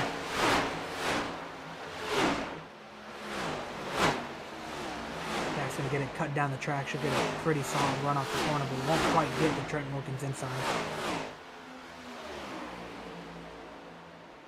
Martinez Jr.'s pulled away a good amount from 5th of Wilkin there. Oh, Trenton in the wall. Gathers it back up. You see, this racing between Zach and Trenton has really brought Ortega. I mean, Ortega's got fresher tires than them anyways, but you could just see that it brought him that much quicker into the fight. Yeah. Wilkin, Trevino, Ortega all around Brown. Kendorian Davis still out on track, has not come down pit road yet. Him and Jacob S. Bryan are currently on 50-lap old tires. I believe Kendorian may have just come down pit road. Max Ford blocks Trenton Wilkin to go ahead and get Zach around him. Although Ortega's going to get on Trevino's inside here. I wonder if that was team orders. Max Ford is Zach's team owner, so I wouldn't be shocked. Would not be surprised if we saw that there. I mean, it did help Zach a little bit. Kind of, I wouldn't say screwed over Trenton, but it cost him a little bit of time. Kendorian Davis is now down pit road. Bryant, hey, Jacob's finally going to get his laps led. I think he's trying to go for at least one. He heard you. Oh, is he coming down pit? He's coming down pit road, but I think he might. He got one. He got one. Jacob Bryant, first lap lead of the season. He might get First lap another. of I think he might get another one. I think he might get another one here. If his stop is quick enough before NMJ laps him, or not laps him, but gets past him, I suppose. Pit cycles finally back to normal, I should say. Martinez Jr. cycled out to your race lead. Ortega second. Trevino in third. Martinez Jr.'s advantage is about half a second, and it's growing slightly down the back straightaway.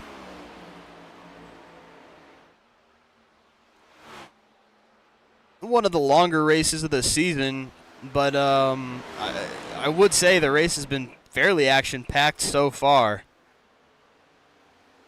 Yeah, I mean, it's been some great racing. All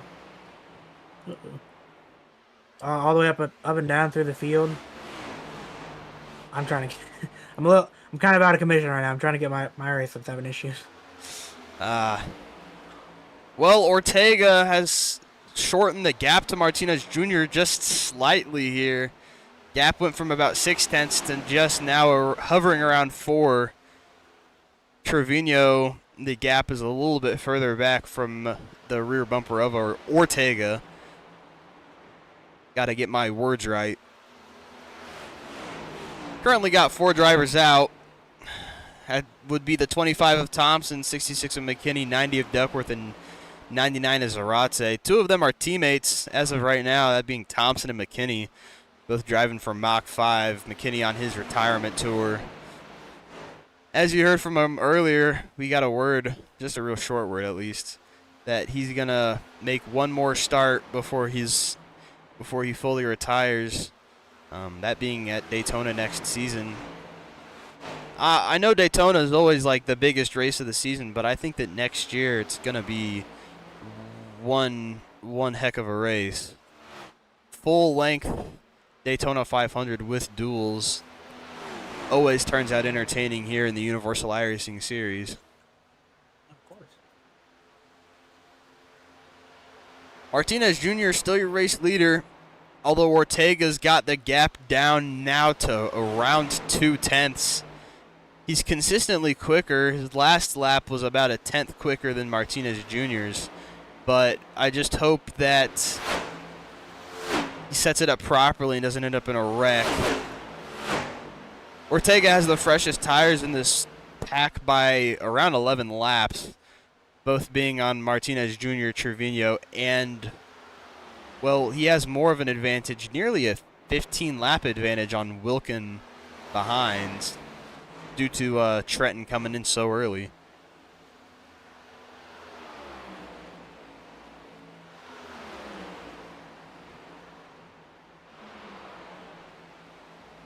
Well, Kendorian Davis came down pit road. He's back out. He cycled out to 8th. Currently battling with Jared Green here. Well, not necessarily battling, but those two are nearby each other on track. Max Ford has dropped down position significantly. He is 16th. His last lap was a 31.781. So he is he's pretty slow off pace. I can only assume that he has wheel damage of some sort because he was leading the race earlier and has gone down so much. I do just want to say, once again, for our NFL fans here, the game has gotten a lot closer. It's 21-16 with about 10 minutes left in the fourth, so Chicago may be able to make some sort of rebound here. I would not be surprised if that happens. Maybe I'd be a little bit surprised.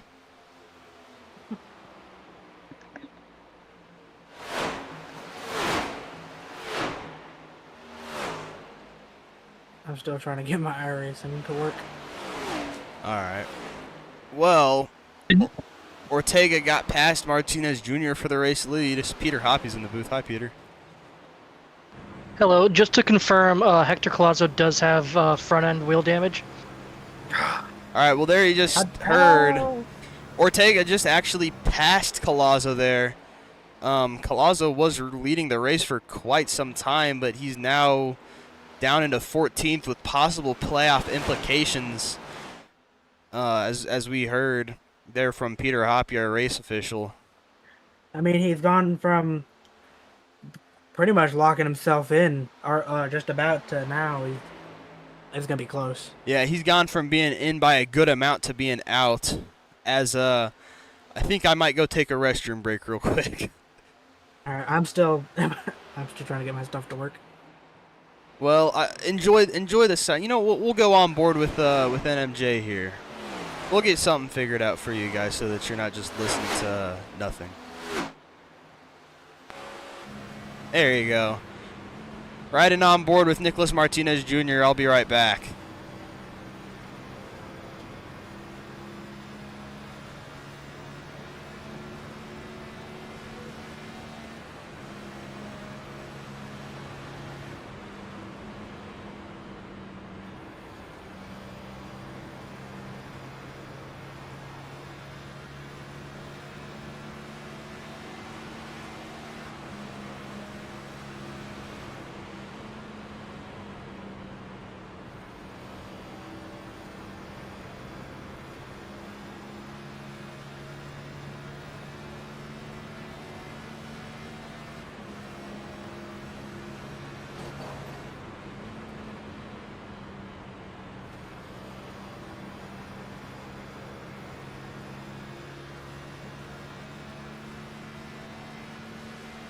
Back here from Charlotte Motor Speedway, still riding on board with Martinez Jr., battling for the race lead with Alexander Ortega. That bathroom break felt nice. Well needed, for sure. Did you sprint? Yes, I ran. Well, fair enough.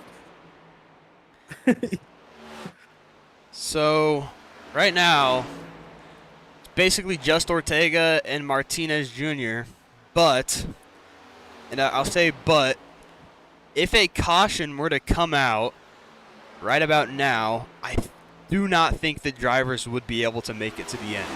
I think that they would still have to make another pit stop before the end of the race.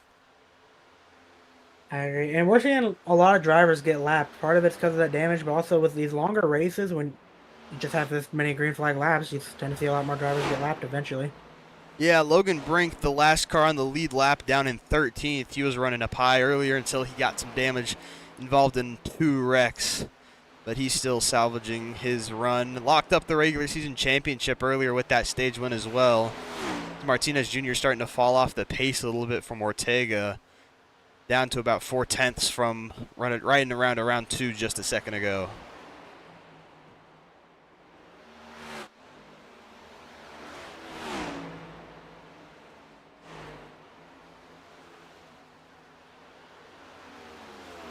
Still haven't got the opportunity to talk to Logan. We're supposed to talk to him next caution, but I mean, we've been green since the last one, which is a good thing. I'm not complaining.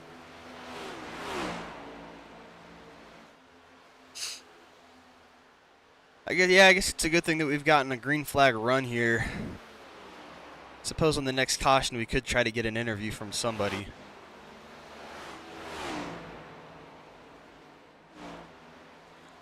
It's still Ortega in the lead with Martinez Jr. in second.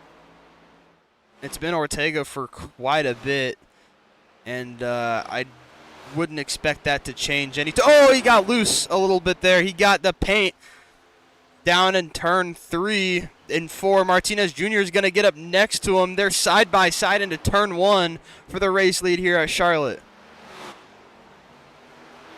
Ortega got very, very loose there, almost lost it, allowed Martinez Jr. to get back up to him in his draft now down the backstretch. Now, something that you got to keep in mind is you have to keep a healthy balance between draft and dirty air, especially in the corners. Very important that you don't get that stuff mixed up, because we've seen it before. It doesn't end well, most of the time at least. So them get past Max Ford there. 2 laps down, right around 21st. Ortega still in the race lead.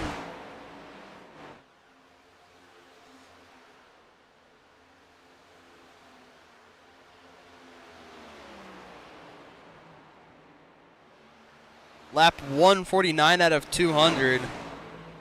We're almost at 50 laps to go. Currently at 52 to go.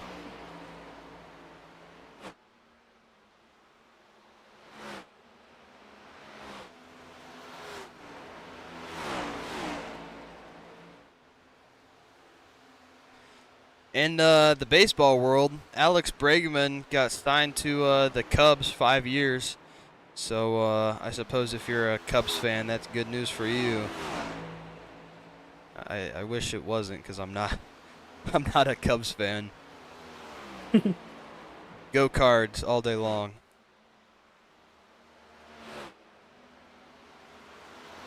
Hey Chase, Yeah, are you running Daytona 24 next week?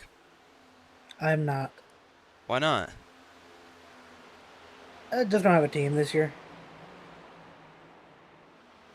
I think it's. Are you running? Yeah, I believe I am.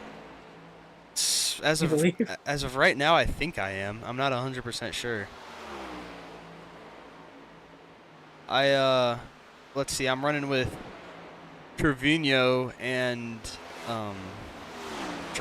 Road and maybe Collazo, but nothing's confirmed yet. It's definitely going to be interesting. Yeah, we got a lot of guys in the US are running that. I know one team's got Whoa, Zachary Trevino down pits, as well as Trenton Wilkin. Max Ford, NMJ, Tyler Helm. Oh. Yeah, Trevino and Wilkin down pit road. I mean, Zach's got to do something to try and find a way to win this race, and I guess making a big undercut is probably his best option. Right side up on the 23. So is the left side. Trevino's going for all four. I believe Wilkin is as well. Trevino off of pit road. 14.7 second pit stop. Let's take a look at Trenton Wilkin. 14.5. Slightly quicker. That's going to bump them all the way down to 12th and 13th. Way, way down there. Crawl down pit road. I don't think that this will be able to get the drivers to the end of the race, but I think that Trevino and Wilkin are trying to set it up for a restart later on. Yeah, Which I agree. I think they need to get to about lap 160 to make it to the end. yeah, I think the undercut might have been the move, but I'm not quite sure yet, because I think, and this is a big I think, Ortega may be able to stretch it on another stop, but I don't believe that Trenton or Zachary will be able to do that.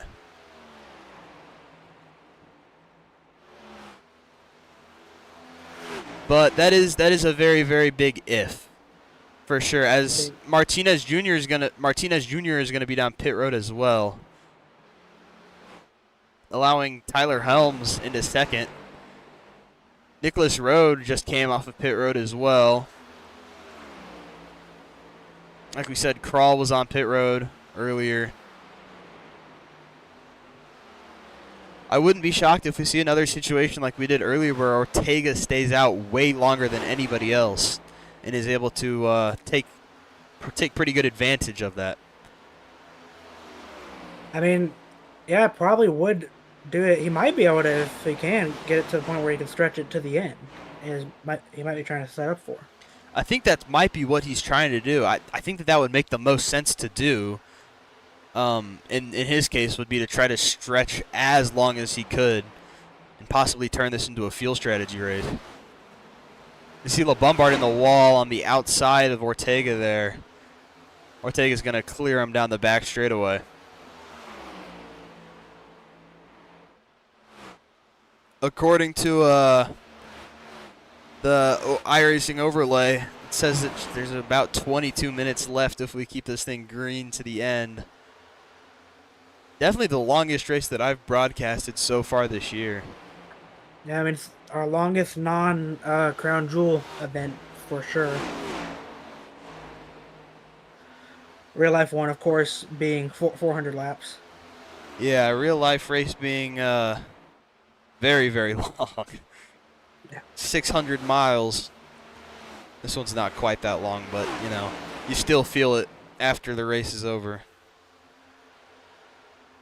I mean, we've been here 2 hours. 2 hours in just about. Yeah, I think we've been here for about 2 hours now.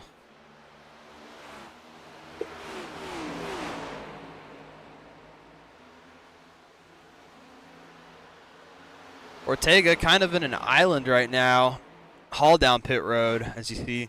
We're back to only 7 cars on the lead lap like we had earlier, soon to be 6. Later into these runs, you see the drivers, a lot of drivers ending up a lap down. And like we said earlier, if a caution were to come out while this, while all of those drivers are down that much, then it could be a very, very good advantage for Ortega. As Tyler Helms brings it down pit road, I am back. Davis still out, up in a second. We might see the same thing that we saw earlier, just a little bit further on in the race. Kendorian was able to stretch it longer than anyone else. It cost him a massive amount of time. But to be fair, it did still keep him in front of Prather and Bryant. So his position didn't really move. And I mean, like I said, if you're one of those drivers that's already locked in the playoffs, why not take a gamble? You know, mess around, try some different strategies, just see where you end up. You got nothing to lose. Yeah, you might, especially, if you're already locked in, you might as well just try to take all of the opportunities that you can to gain some sort of advantage.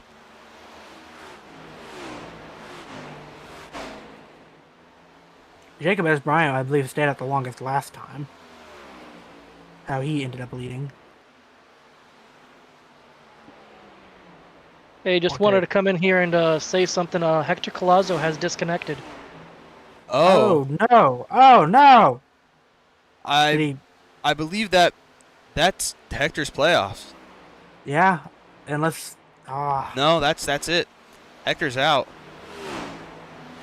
Because if Riley or Trenton finish the race, then then Hector's out. He's already 9 down. That was That's it. That's it for Hector Collazo. Word from Peter Hoppe once more.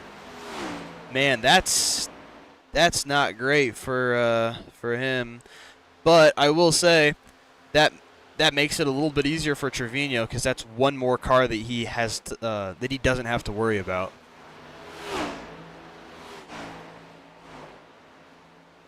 Yeah, it honestly should make it a lot easier for Trevino to get in. Yeah.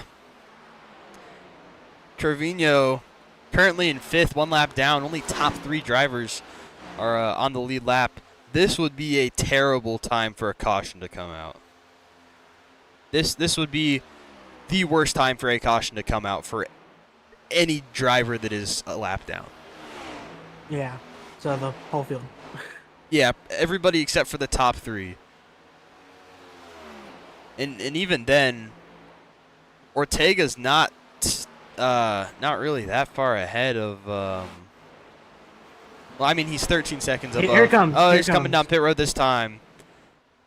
And So here comes NMJ. Soon it's gonna be just 2 cars on the lead lap, I believe, because Yeah, you're Ortega will get stuck 1 down. As you can see, Kendorian Davis gonna pass Ortega on track. Bryant behind. Prather already came down pit road about 3 laps ago, so Blasco's bringing it back down. he's not out on, or he wasn't there. Yeah, Blasco down pit road right now. Thought he already pit.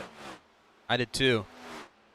But I will say, with Ortega coming down pit road, that actually got Martinez Jr. and Ortega and NMJ their laps back. Yeah. Although Trevino actually just passed Ortega because Ortega had a slow stop there. Ortega, 2 many on exit. Oh my goodness. Oh, Peter said he's kidding. Bro. God dang it, Peter.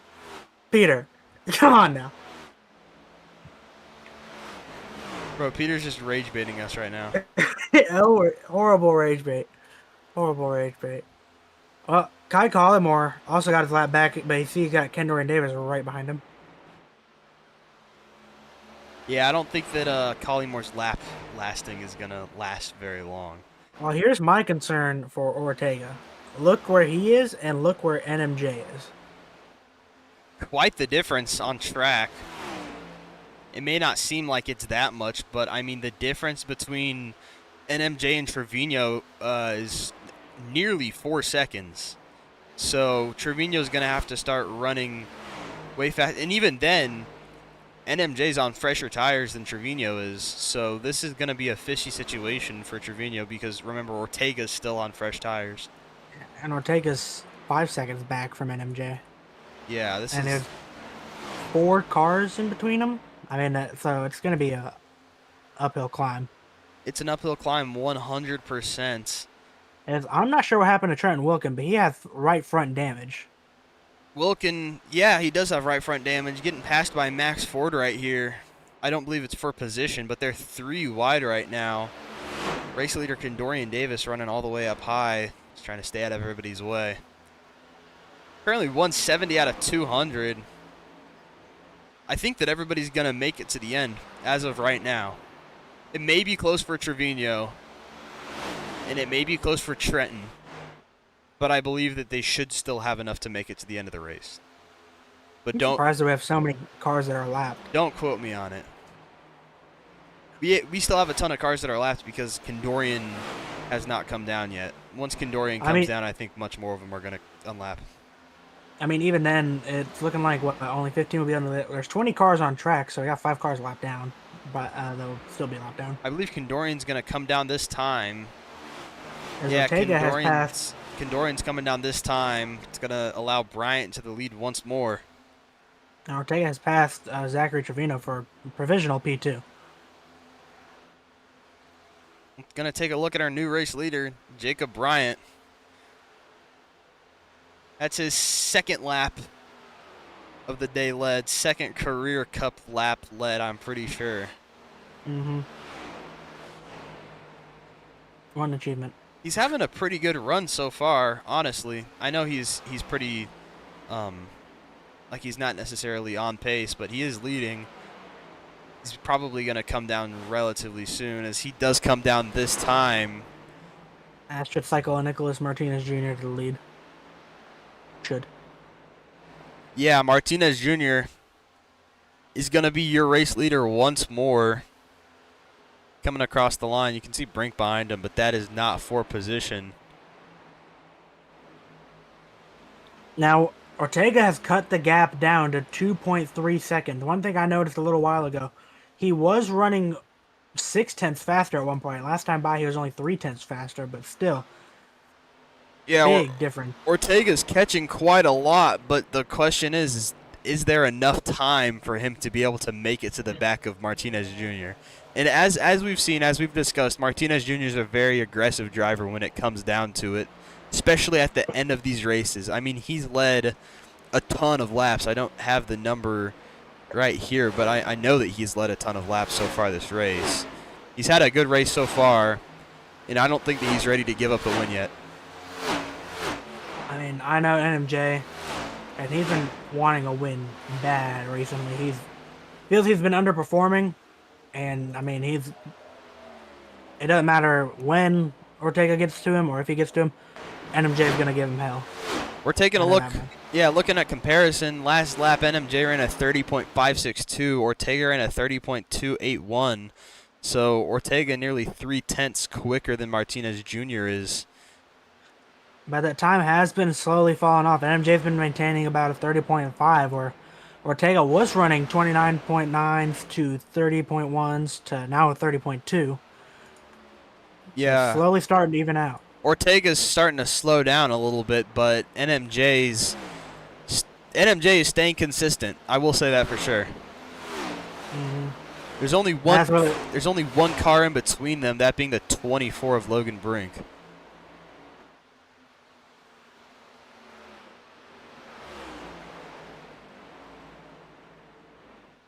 NMJ is catching Riley Ibanez right now.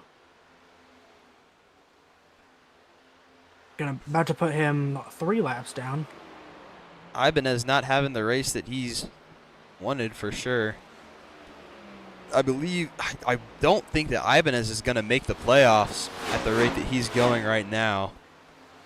It's going to be very dependent on if Zach has gained enough to jump him. Yeah. LaBombard and Collazo were the 2 big threats for it, and both of them have had their issues tonight. Collazo's not even on track anymore. LaBombard's still on track. He's P16, but he has not gained enough spots to get Ibanez. Yeah, LaBombard is 2 down right now. He's probably still pretty slow. He needs 6 points over Ibanez, and he's only 4 spots ahead of him right now. Yeah. So he needs to find a way to get at least 2 more spots. Well, there you can see Martinez Jr. and Ortega are in the same frame. You can see them right there, the white car and the red car. This is going to come down to the line. So we're currently around 22 laps to go, if I'm not mistaken. I'm surprised that NMJ's giving Ortega clean air right now. He's letting him have that bottom, letting him go where he wants. Oh, now he's starting to aero block him. Yeah. The clean air wasn't gonna last very long. Martinez Jr. is gonna do all he can to restrict Ortega and where he's able to go. Though I wouldn't be shocked if Ortega just tries to go where Martinez Jr. isn't. Yeah, I mean that's one thing with these multi-groove racetracks. There's so many places you can go to get clean air, and which makes it that much harder for NMJ to defend. Yeah, if it were a track that only had 1 line Compared to this one where you could have 3, it'll make it a lot harder. As Ortega's gonna get the run off the corner, and he's gonna get the race lead. In the grass, passing the grass. Ortega hit the wall coming out of 4, in the grass a little bit, both parts of the infield. So Ortega putting it all on the line. I wouldn't be shocked if NMJ tries to get him back here going into 3. I mean, if you're NMJ, you know that there's not much you can do at this point with Ortega having so much fresher tires and just such a severe pace advantage right now. Yeah, Martinez Jr. knows that his time is limited, and if he's gonna make a move, he's gonna have to do it soon. Because if he doesn't, Ortega's just gonna drive away. And I mean, you're starting to see that right now. There goes Ortega. Yeah, Ortega about 2/10 quicker than Martinez Jr. that last lap there. I will still say though, NMJ is still running 30.5s consistently, and eventually Ortega's gonna fall off, and they're gonna level out, and it might open up the door for NMJ to get back in the fight. If for it's gonna. Go ahead. Go ahead. It's gonna depend on how much time they got left if they run out of time. NMJ's lost 2/10 compared to what he had been running that time by, so starting to lose that consistency. Yeah. I don't think that it'll happen soon, but no, I don't think it will, because Trevino is over 6 seconds behind second of Nicholas Martinez Jr. So I was gonna say if a caution were for some reason to come out, I think that it could probably go to Martinez Jr. due to, like we saw earlier, his short run speed has been probably one of the best in the field. Yeah, I mean, Zach's also been fun. Or whether you're talking about Zach, I zoned out for a second. I'm not gonna lie. I mean, it's applicable to either of them for the most part, really. I mean, yeah, I was gonna say Zach's been great on the short run too. Tyler's up to 4th now. He's worked his way up through the field over these pit stops. So if we get a caution, you could see even him back in the mix. Yeah, I don't think that it would be the greatest idea to count out Trenton Wilkin yet, but even though he has that damage, I think that if he chooses to get that damage repaired, I think that it'll take too much time for him to have a good spot. So I think he's in preservation mode right now. Yeah. Meanwhile, something interesting going on track. Max Ford came in, took fresh tires, and it's now pushing Zachary Trevino around the track, trying to help him catch the leaders, trying to help him see if he can gain any points he can. And doing this, he's gained about a 10th. That time by ran a 30.59. Yeah, NMJ is starting to get slower and slower every lap compared to Ortega. He's over a second behind Ortega now. That gap is widened quite a bit in the past few laps. He's running about 4/10 slower his last lap was compared to Ortega. Yeah. I like the strategy that Max and Zach got going on here, but I just don't think they have enough time for it to really work. Yeah, I think that Zach is limited himself on tires. Not that it's necessarily his fault, but he's been on this set for 35 laps. He's been on it longest in the field, so he did come in first. So I'm not shocked that his tires fell off this severely. I mean, they're trying to close a 7-second gap in 13 laps. I just don't see it happening. Yeah, it's going to be very difficult to do anything about it. Do you have a report from Peter? Peter, A report? little update here. Trevino is clutching into the corners. Oh, is he saving gas? Yes. Are the leaders close on fuel, or? No. Okay, so it's just him. He pit too early. See, like I told you earlier, Chase, I said I don't think that Trevino would have had enough to make it to the end. As we're seeing here, word from Peter Hoppy, Trevino's clutching on the straight, or clutching into the corners to try to save some gas. Let's go on board with him. See if we can hear it. Yeah, you can hear him clutch all the way in. I mean, you see the RPMs just drop, plummet as soon as he nets that clutch in. About halfway through the corner, he's just complete. You can't hear the engine very much due to the clutch being in. Yeah, you can see Max Ford right behind him, trying to help his teammate and his driver make it into the playoffs. I mean, if Zach can manage to make it in, it'll be really huge for him. close. It'll be really close, though. Yeah, I mean, we're talking points. Maybe 3 points, 2 points. If he does manage to make it in. And I don't know. Riley is P19 right now. It's going to come down to largely the bonus points, I think. Yeah, bonus points are probably going to have a pretty big effect on the result here.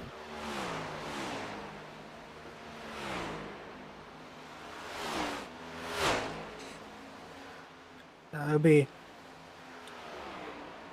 certainly be interesting. Because I heard someone hit a wall. So, more update on the Packers Bears game. Score is 27-24. The Bears have shrunk the lead significantly. So it'll be really interesting to find out who wins that game as well as who wins this race. I think the more intriguing part, probably this race. I'm probably not. I think we got a winner declared. I mean, you could see a caution very easily. We've seen it numerous times. Yeah, we've seen it before. Caution come out within 10 laps to go. I don't know if it's going to happen, but if it does, Ortega, I wouldn't say would be screwed, but it'll be close for sure. If a caution, he's only got it. If a caution were to come out, I think that 4 would be the call down pit road for sure. Oh, yeah, for sure. I mean, we saw with when you're in a pack, just the 2 tires, it doesn't work. They're not the worst, but it doesn't seem just worth it. Unless you're maybe like all the way at the back. I could see it being worth it. Yeah. I think the only reason that taking 2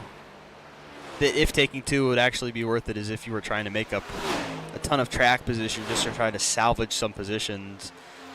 But if you're in the position of anybody, I'd say in the top 5, that's probably not the call. Top 10 for that matter.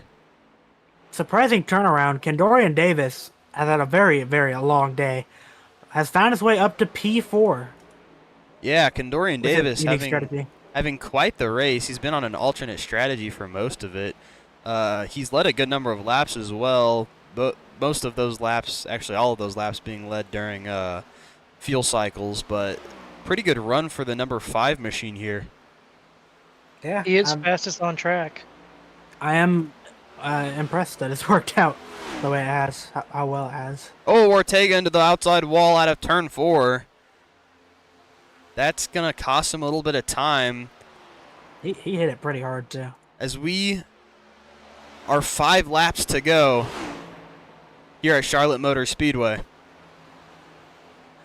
Not the time you want to be making mistakes. I mean, when you have a 2.5-second lead, you want to just settle in, right around as we're 2 hours into this race. Yeah, we're real far into this race. I don't think that you'd want to make any sort of fatal mistake quite yet. I don't think that you'd want to make one at all, for that matter. Yeah, I was gonna say yet. And right there, he just redeemed himself, 30.599. Yeah. Even if he does have some sort of damage on the right front, he's still running good lap times.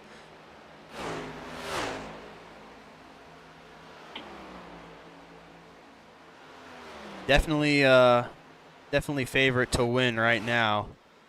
Mm-hmm. Nearly 3-second lead over NMJ in second. He is lifting way out of the gas. His advantage just shrunk a ton there. 3 laps to go here at Charlotte Motor Speedway. The race is really come down to the final here. I know Ortega's led for quite a while, but the just possible thought that something else could happen is what's kept this race a little bit interesting. I mean, and the other thing is, it hasn't been dominant all day as we're coming to 2 to go. He's definitely has strong pace, but we've seen so many drivers up at the front, so many strong battles for the lead. NMJ had a strong pace. Tyler Helms, Logan Brink. I think it could have been anyone's race, but Ortega definitely came to life when the track cooled off. Oh, 100%. Ortega, I mean, has the long run speed. 2 laps to go here at Charlotte Motor Speedway for the final race of the regular season championship. Alexander Ortega is going to take the white flag. 1 more lap to go here at Charlotte Motor Speedway. He has a very, very large gap over second place of... Oh, he's in the wall. I don't think it's going to make much of a difference. Advantage still over 3 seconds to second place of Nicholas Martinez Jr. Into turn 3 for the final time. It's been Ortega for the past nearly 100 laps. What a race it's been for the number 40 machine. Alexander Ortega will be your race winner here at Charlotte Motor Speedway. What a drive from Ortega. He's only our 3rd multi-time winner on the season. Win number 2 for him today. Ortega, yeah, second win of the season. Ortega was in 5th, but I think with that he might get a jump on KD and get 4th. NMJ with a pretty good run. So we're going to take a look here to watch some burnouts. Well deserved. What a race. As Martinez went fastest lap, by the way. Martinez had fastest lap? Yep. All right. Well, Chase George is probably going to start calculating points if I had to guess. Yep. So we get a final word on who made it in and who made it out. Logan Brink already known. He clutched the regular season championship with that stage win. I wonder if Ortega and Kai are going to do some burnouts. Yeah, they're doing some burnouts together. There you can see those two there. What deserved win. What a race. I mean, Ortega just ran that race perfectly. He hit his marks perfectly, hit it at the right times. Mm-hmm. I mean, we had a 140 lap green flag run there to the end. Yeah. Roughly. Yeah, we had a really, real long green flag run there. But what a drive. He did a fantastic job. Well deserved win for Ortega. 100%. I'm gonna do these points real quick. Well, we're going to get a word from Ortega in a second. He's still burning it down at the start-finish line. 2nd win of the season. Well-deserved, for sure. I think he's going to burn it down to the engine blows.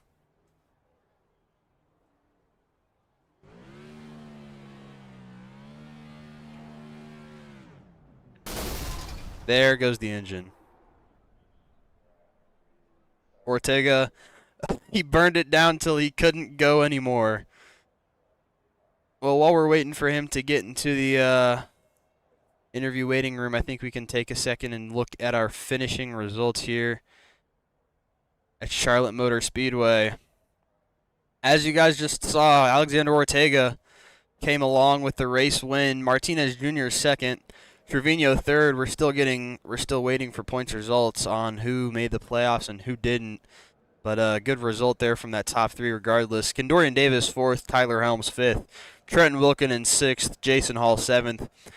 Eighth will be Chase Crawl, ninth Travis Prather, 10th is Jared Green.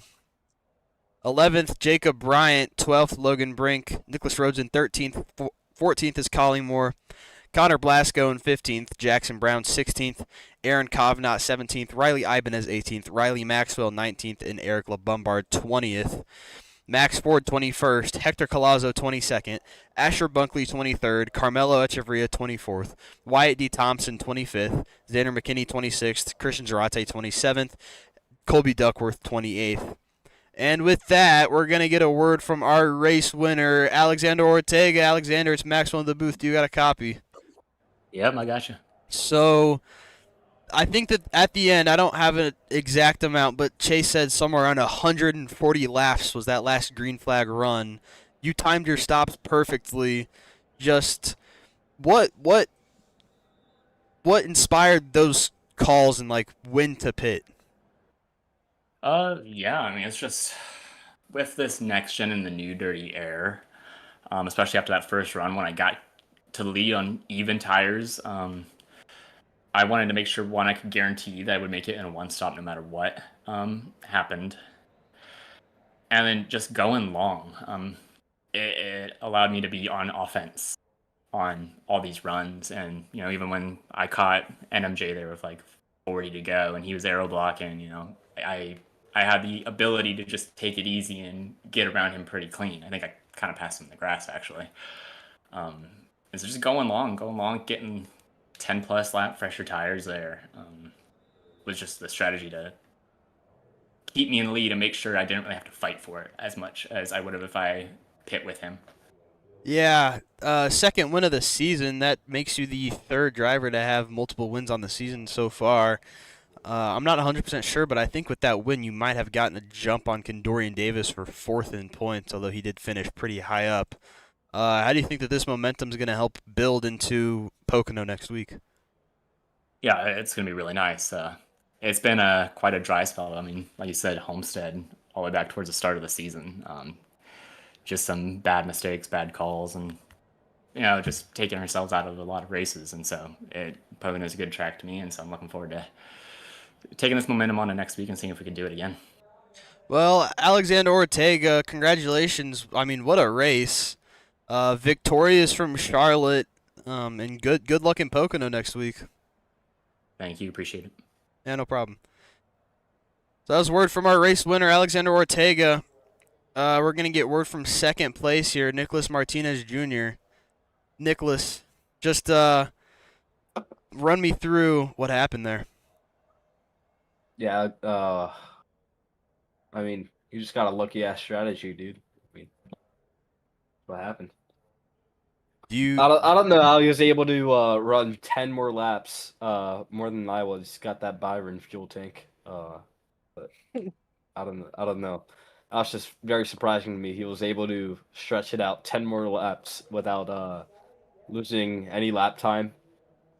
Yeah, just very interesting. Maybe I'll have to install that fuel tank next race. Do you think that there's anything more that you could have done other than having a different strategy that could have caused your result to be different? Yeah, I could have put in the bigger fuel line, but besides that, no, not really. I could have walled the fuck out of. I could have done that. I could have doored him or walled him or like just like I don't know. But no, I don't think so. Well, congratulations on the second place. I believe that you have locked up second in the playoffs as Logan Brink locked up the championship, the regular season championship after that stage win there. So thank you very much. Congratulations on the second place. Yeah. Thank you. So very clearly disappointed Martinez Jr. there after that second place result. We're gonna get Zachary Trevino in here. Zach, you finished third. We don't know if you're in or out yet. What more? I know. You know? We know. I'm out. Yep. Unfortunately, you're out by 7 points. Wow. So So there you hear it. Zachary Trevino out by 7 points. First time in, what, 2 years? 2 seasons? ever in Ever, his career. yeah. Just run me through your thoughts right now. It's disappointing we couldn't make it, but I tried my best. I got pole. I was really fast. Just couldn't. I feel like if we would have executed Dega better, I would be in right now. But yeah, disappointing. Well, I mean, on the bright side, you had some real good speed here this race. You qualified first. You ran top 5 pretty much all race. I know you didn't make the playoffs, but do you think that this could possibly help build up to another win in the future? Well, now that I'm not in the playoffs, I don't have to drive it safe. So, yeah, I think I can maybe get a win on the board here. But I will be shifting my focus to Xfinity for a championship. So, Yeah. Cup. Yeah, you did make the playoffs in Xfinity. So, word from Zachary Trevino, just out of the playoffs. Congrats on the 3rd place, though. Thank you. So, there you heard it first. Trevino just out. As hey, I just want to say this real quick. Bears are winning 31-27. What? Yeah, I don't know how that happened. But yeah. So, Heartbreak for Zach there. Came so close, just a few more things. Even if he won, Riley finished just where he needed to go ahead and lock it up. So Riley Ibanez did a pretty good job of getting just where he needed to be to lock himself in. And with that, uh, I believe that's 3 Canadian motorsports drivers making the actually no, that's all 4 Canadian motorsports drivers made the playoffs. I believe all 3 or 4, however many Canadian motorsports drivers there are, I'm pretty sure they all made the playoffs. yeah. Well, before we I guess supposedly before we end tonight, why don't we get our regular season champion in here? Get a word from Logan Brink. You got this one here, Chase. All right. Logan, Poison Booth, how you doing? Yeah. Well, not good, but decent. You? Well, I'm doing all right. You locked up regular season championship at a stage. I don't know if you knew that or not, but how do you feel about proving all the haters wrong and getting your 4th regular season championship in the Cup Series? I'm a little worried because I somehow keep finding myself in a wreck of some kind around the stage break, and then I have to fight my way back to a hopeful top 10 every single week. So that's just not playoff material. But yeah, I mean, whatever. Yeah, I mean, the good thing is you're going to have plenty of playoff points to fall back on. I think you had 19 coming into tonight or something like that. And here, I can actually check. Yeah, you had 19 coming into tonight. Then you get an additional 15 from, winning the regular season championships. You're going to have 34 going into the playoffs, which is at least one DNF worth. So how you feel about having that as a buffer, at least? Yeah, I don't know. I mean, people just need to calm down a little bit. I just got completely ran over, and that's my opinion anyway. And if that keeps happening, people are gonna keep racing like that, and it's gonna be even more racing in the playoffs. It's just, I don't know. I think this is probably my last full-time season. Oh, that's big news. Well, if it is your last full-time season, got one more championship to at least hunt for. How do you feel about your odds to go and win that? Yeah, like I said, I just need to get lucky for once. It's really a miracle I'm even the regular season champion or close to it.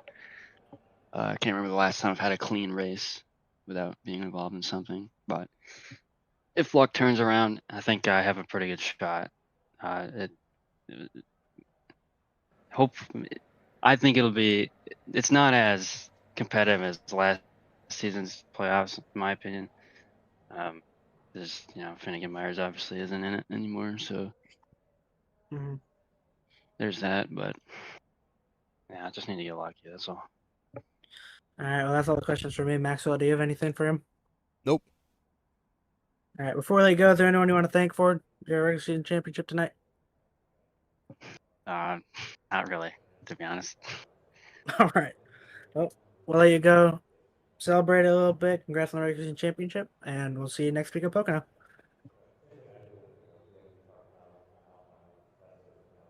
Obviously, I've rather disappointed Logan Brink there. I mean, obviously had a good shot at the win tonight. No driver ever wants to get taken out. Well, all right. Well, do you have a playoff lineup set yet? Unofficial. Let me pull it up. Logan Brink, obviously going to have the most points. He's already locked in. Pull it up. Alexander Ortega is going to be second. He had 14 playoff points. Then it's going to be Tyler M. Helms, Nicholas Martinez Jr., Kendorian Davis, Connor Blasco, Max Ford, Aaron Kovnat, Travis Prather, Jacob S. Bryant, Jackson B. Brown, Nicholas Rode, Riley Ibanez, and Trenton Wilkin. Well, there you hear it. That's your playoff field. It's been set. LaBombard did not make it in. Well, I guess that's all that we have to say here. 200-lap race. Alexander Ortega took it away after a long, long run. Thank you all for watching. I know it was a long one, but thanks for sticking it in. Sticking with us, I'm Maxwell Funderburk. I was joining the booth tonight with Chase George. I hope that you all enjoyed the stream. If you haven't yet, make sure you subscribe so you don't miss more iRacing live streams. I'm tired, obviously, you can tell. But yeah, just I enjoy the rest of your night, and we'll see you back here next weekend at Pocono Speedway, I guess, for our first playoff race of this season. Very, very excited for that race. It's going to be a very exciting race to see for sure. Once again, I'm Maxwell Funderburk, joined by Chase George in the booth tonight, and thank you very much for watching.